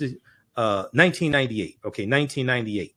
All right. This is one of the first books that dealt with the real history of Black Wall Street and the origins of Tulsa, Oklahoma. So Hannibal B. Johnson is one of the top scholars on this history with Facebook friends as well. We've talked through Facebook. I need to get him on the African History Network show. All right. Now, so the 1830s. Now, Tulsa, Oklahoma was founded by Creek Indians around 1834 who got pushed off their land in southeastern United States. Tulsa comes from the Creek Indian word Tallahassee. And the Creek Native Americans, they take their African slaves into Oklahoma. Now, in treaties signed after, so one of the things we talked about on the panel discussion was how can we lift up both movements, the Native American movement and this, what is it called? It's return the land, or is their movement to get back the Freedom Land movement? Is the movement for Native Americans to get their land back from the U.S. government? How can we lift up both movements and create synergies? Now, in treaties signed after the Civil War, this is why it's important to understand the Civil War, okay? 1861, April 12, 1861, it starts in South Carolina with the attack on Fort Sumter, which was a military stronghold. It ends, well, General Robert E. Lee surrenders to Ulysses S. Grant April 9th, 1865 at Appomattox Courthouse in Virginia, but it does not come to an official end until August 1866, because even though General Robert E. Lee surrendered and his army was the largest Confederate army, it was not the only Confederate army. You had General Joseph E. Johnston of Tennessee. He had a Confederate army as well. You had Nathan Bedford Forrest, that Klansman, that clan. Nathan Bedford Forrest goes on to be the first Grand Wizard of the Ku Klux Klan in 1867. Okay, you get into the Fort Pillow massacre led by Nathan Bedford Forrest. All this, you got about 200 African American soldiers who were executed at the Fort Pillow massacre. So this is a deep history here. Okay. Now, in treaties signed after the Civil War, 1861, 1865, they won freedom and were promised tribal citizenship and an equal stake in the Native American tribes' lands and fortunes. They're talking about African Americans, who we call black freedmen. Black freedmen, former slaves, or ex-slaves. Okay. After slavery ended, they didn't keep calling themselves slaves, which why it doesn't make sense for some African Americans today to call themselves descendants of slaves. Because after slavery ended, they stopped calling themselves slaves. And when their children were born, they didn't call their children descendants of slaves. African people took up arms, and if you understand the history of the Civil War, you had about 200,000 African American men, including Harriet Tubman, who was a woman, who fought in the Civil War, took up arms to fight for their freedom and the freedom of their children and future generations.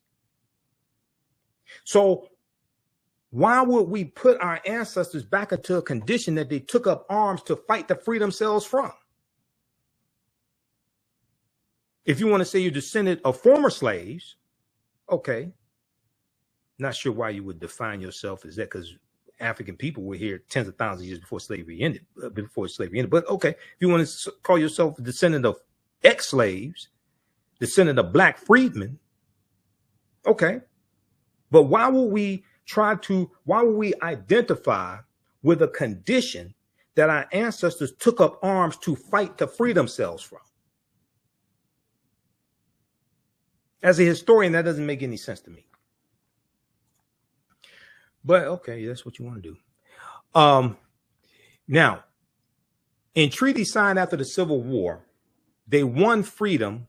They were promised tribal citizenship and an equal stake in the tribe's lands and fortunes. But what followed were broken promises, exclusions, and painful fights over whether tens of thousands of their descendants should now be recognized as tribal members, because our ancestors who were in these treaties got land from these treaties. This is how you get a Sarah Rector. Sarah Rector, who was parents were owned by Muskogee Creek. Okay, she becomes the richest Afro-American girl in the country because oil is discovered on her land in Oklahoma. And they get land from the Dawes Allotment Act of 1887 and the Black Freedmen Indian treaties. Now, these treaties, what happens is about 1941, the U.S. government conspires with the 5 civilized tribes of Native Americans to redefine what a Native American is. And they said that you had to have one quarter or one quantum Native American blood. So many of our ancestors get pushed out of these treaties and their land is taken away. But these treaties are still on the books right now. Now, Dr. Claude Anderson, one of my teachers who we've had on the African History Network show years before a lot of these other people found out about him. Okay. We had Dr. Claude Anderson on years ago. He was fighting for years to get these treaties enforced for Black people. But now attorney Demario Solomon Simmons out of Oklahoma, out of Tulsa, Oklahoma, who is descendant of Muskogee Creek African Americans, of Black freedmen, he has taken up this fight. And he's an attorney. Sometimes we're on Roland Martin Unfiltered together, because some of you all see me on Roland Martin Unfiltered. I've been on Roland Show. It'll be 3 years, October 2023, that I've been a panelist every Friday on Roland Martin Unfiltered. And what I was saying on the panel is, while we focus on the study, we need to be focused on getting these treaties enforced. Because when you read the article from the New York Times, there's about 160,000 African Americans who would qualify for these treaties and qualify for these benefits and get land, free college tuition, free taxes, all different, whatever benefits the Native Americans are getting. Now, some of the descendants have won lawsuits seeking inclusion in the Cherokee Nation. Some gained nominal citizenship as Seminole Indians, but said they could not access tribal services. Others, like Ron Graham, have nothing. Read this full article from the New York Times. But now a landmark Supreme Court decision for tribal sovereignty has breathed new life into their fight. In July 2020, the Supreme Court recognized a huge portion of eastern Oklahoma as reservation land under the terms of an 1866 treaty. The same treaty also guaranteed that freed slaves and their descendants would, quote, have and enjoy all the rights and privileges of native citizens, end quote. So my thing is, like, while we focus on trying to get a study done that has no benefits attached to it, the first thing we should do is focus on getting these treaties enforced, because these are laws on the books right now. But if you don't understand history of law, you don't know this exists, you go out here trying to get HR 40 done. And nobody has told me how they're going to get HR 40 passed in the Senate, because once it passes the House of Representatives with 218 votes, you need 60 votes in the Senate. So if you have 51 Democrats, that means you need 9 Republicans that are going to vote for HR 40. No Republicans support reparations, not even the black ones. Senator Tim Scott, who blocked the George Floyd Justice and Policing Act when the talks fell apart in September, I think it was September 2021. Okay. Senator Tim Scott has gone on record saying he doesn't support reparations. So he's not going to vote for it. If the black Republican doesn't vote for reparations, how many white Republicans you think going to vote for it? Byron Donalds out of Florida, that Negro, he doesn't support reparations.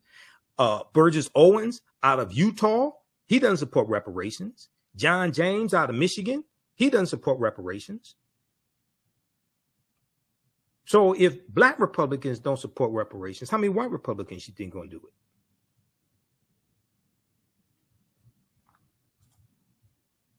This is why voting matters.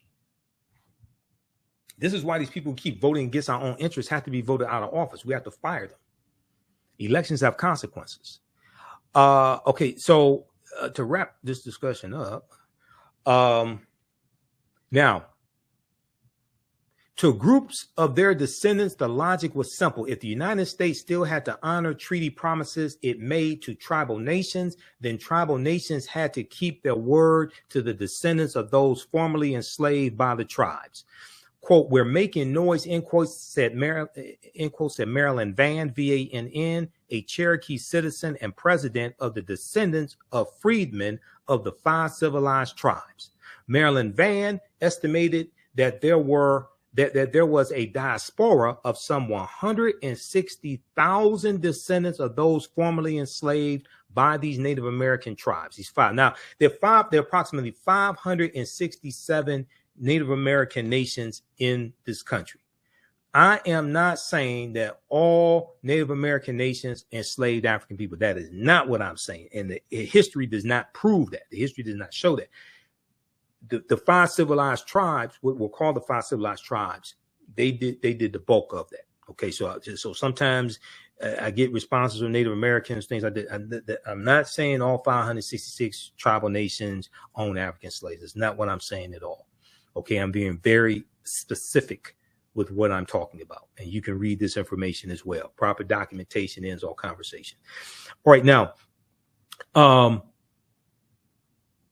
Marilyn Vann estimated some 160,000 of these of those formerly enslaved by the tribes, many of them living in Oklahoma. Now, there are groups representing descendants from each of the 5 tribes who meet to share sepia photographs of ancestors, compare genealogical records, and plan protests. Okay. Now, as they file lawsuits in federal and tribal courts, they say they are fighting for tribal benefits, including access to jobs, health care at tribal clinics and hospitals, housing, scholarship funds for their children, and the right to vote in tribal elections, but also for something more fundamental. Quote, my identity, end quote, Mr. Graham said. Now, read this article here from the Washington Post. Black, Native American, and fighting for recognition in Indian country. Black, Native American, and fighting for recognition in Indian country. This is from September 8th, 2020 from the Washington Post. The article goes on to say the freedmen were granted tribal citizenship and in some cases, quote, an equal interest in the soil and national funds, end quote, of that Native American tribe. In the treaties that Oklahoma's tribes signed with the federal government after the Civil War, in which the tribes were forced to cede huge portions of their land to the U.S. government. Okay, now we know Maxine Waters has been working with Demario Solomon Simmons, trying to get legislation pushed on this as well. And there's an article from history.com, official website of the History Channel, once again, called 9 Entrepreneurs Who Helped Build Tulsa's Black Wall Street. Okay, and you have to understand this chronology of history, the origins of Tulsa, Oklahoma. So you have all these people out here, they're trying to recreate what Tulsa did, Black Wall Street, this, Wall Street, that. Almost none of them are talking about getting these treaties enforced. And here's why this is important. Okay, now Hannibal B. Johnson is cited in this article from history.com. Okay, Hannibal B. Johnson said the relative wealth of some Black folks in Oklahoma comes in part through their connection to the tribes and their land ownership, through the connection to these Native American nations and these treaties. Okay, says Hannibal B. Johnson, historian and author of Black Wall Street 100, an American city grapples with its historical racial trauma. All right, now this was the book that he wrote that came out on the centennial commemoration in 2021 of the Tulsa Race Massacre that was June 1st, 1921, started June 1st, 1921. Hannibal B. Johnson went on to say, the Dawes Act of 1887 that I mentioned a few minutes ago, the Dawes Allotment Act of 1887, which redistributed 138 million acres of land. In the majority of it was supposed to go to Native Americans and Black Indians, but white people ended up getting 2/3 of that land. This is where the phrase $5 Indian comes from, because they found out that this land, white people found out this land was being given away, and it was like a census that was taken. So you had people that had to go around through Native American country and document who was there, African Americans that were there, so that land could be distributed.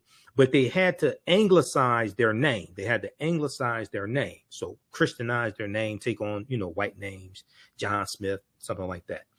So white people found out about this. So they paid $5 to the registrars to have their name added to the Dawes roll so they can get some of that land. Okay. So white people end up getting 2/3 of this land. Britannica.com has information on the Dawes, D-A-W-E-S, named after Senator Henry L. Dawes of Massachusetts. That's who this law was named after. Britannica.com has information on the Dawes Act of 1887. You can check that out. Now, the Dawes Act of 1887 authorized the government to divide tribal territories into allotments for individual Native Americans, which included Black members. As word spread that Indian Territory was a safe place for African Americans to settle between 1865 and 1920, more than 50 Black townships were founded in Oklahoma. All right. So a lot of the early African American landowners in Tulsa, Oklahoma, got land from the Black Freeman Indian treaties of 1866. And Tulsa, Oklahoma was founded by Creek Indians right around 1834 when they go into Oklahoma after being pushed off their land in southeastern United States, and they take their African slaves with them into Oklahoma. And Tulsa comes from the Creek Indian word Tallahassee. So when you study this history, then you see how we got to where we are today and how the laws and policies of the past are shaping the conditions of the day. So it was laws and policies that put us in this predicament. It's going to be laws and policies that get us out of this predicament. All right. So visit my website, TheAfricanHistoryNetwork.com, TheAfricanHistoryNetwork.com. How you all like this type of information? Give us a thumbs up, give us a heart, give us a like. Also, I have in digital download format and DVD format, 15 of my lectures in a bundle pack. African History Awakens the African Mind from Mental Death. This is a 15 lecture bundle pack. The digital download is $75. In DVD form, it's $100. Okay. It's right on the homepage of our website, TheAfricanHistoryNetwork.com. And also we have our PayPal Cash App information here as well. This is our Cash App account, $TheAHNShow, SHOW. These other ones are fake African History Network Cash Apps. There's about 5 I've identified. I'm trying to get them shut down. You click right here, it takes you to this is our QR code for Cash App. And when you go to it, it'll say Michael. Make sure my picture there as well. Here's our PayPal information, $TheAHNShow through PayPal. So you can register for the online quiz, my DVD lectures, digital downloads. They're at our website, TheAfricanHistoryNetwork.com. Also, listen to the African History Network show Sundays, 9 p.m. to 11 p.m. Eastern Standard Time on our social media platforms. 9, 10 a.m. Superstation WFDF, the radio station I was on. They did a format change. So it's not talk radio anymore. It's fine with me. I have my own network, so it really don't make me any difference. And our shows are in audio podcast format as well. Okay. So hopefully you learned a lot from the discussion today with Dr. Chike Akua and our discussion afterwards. Support the African History Network. It takes a lot to produce these shows, do the research, pay the bills, keep the network going. We're going to get out of here. Remember, right now is correct wrong behavior. It's not over till we win. Wakanda forever. And we'll talk to you.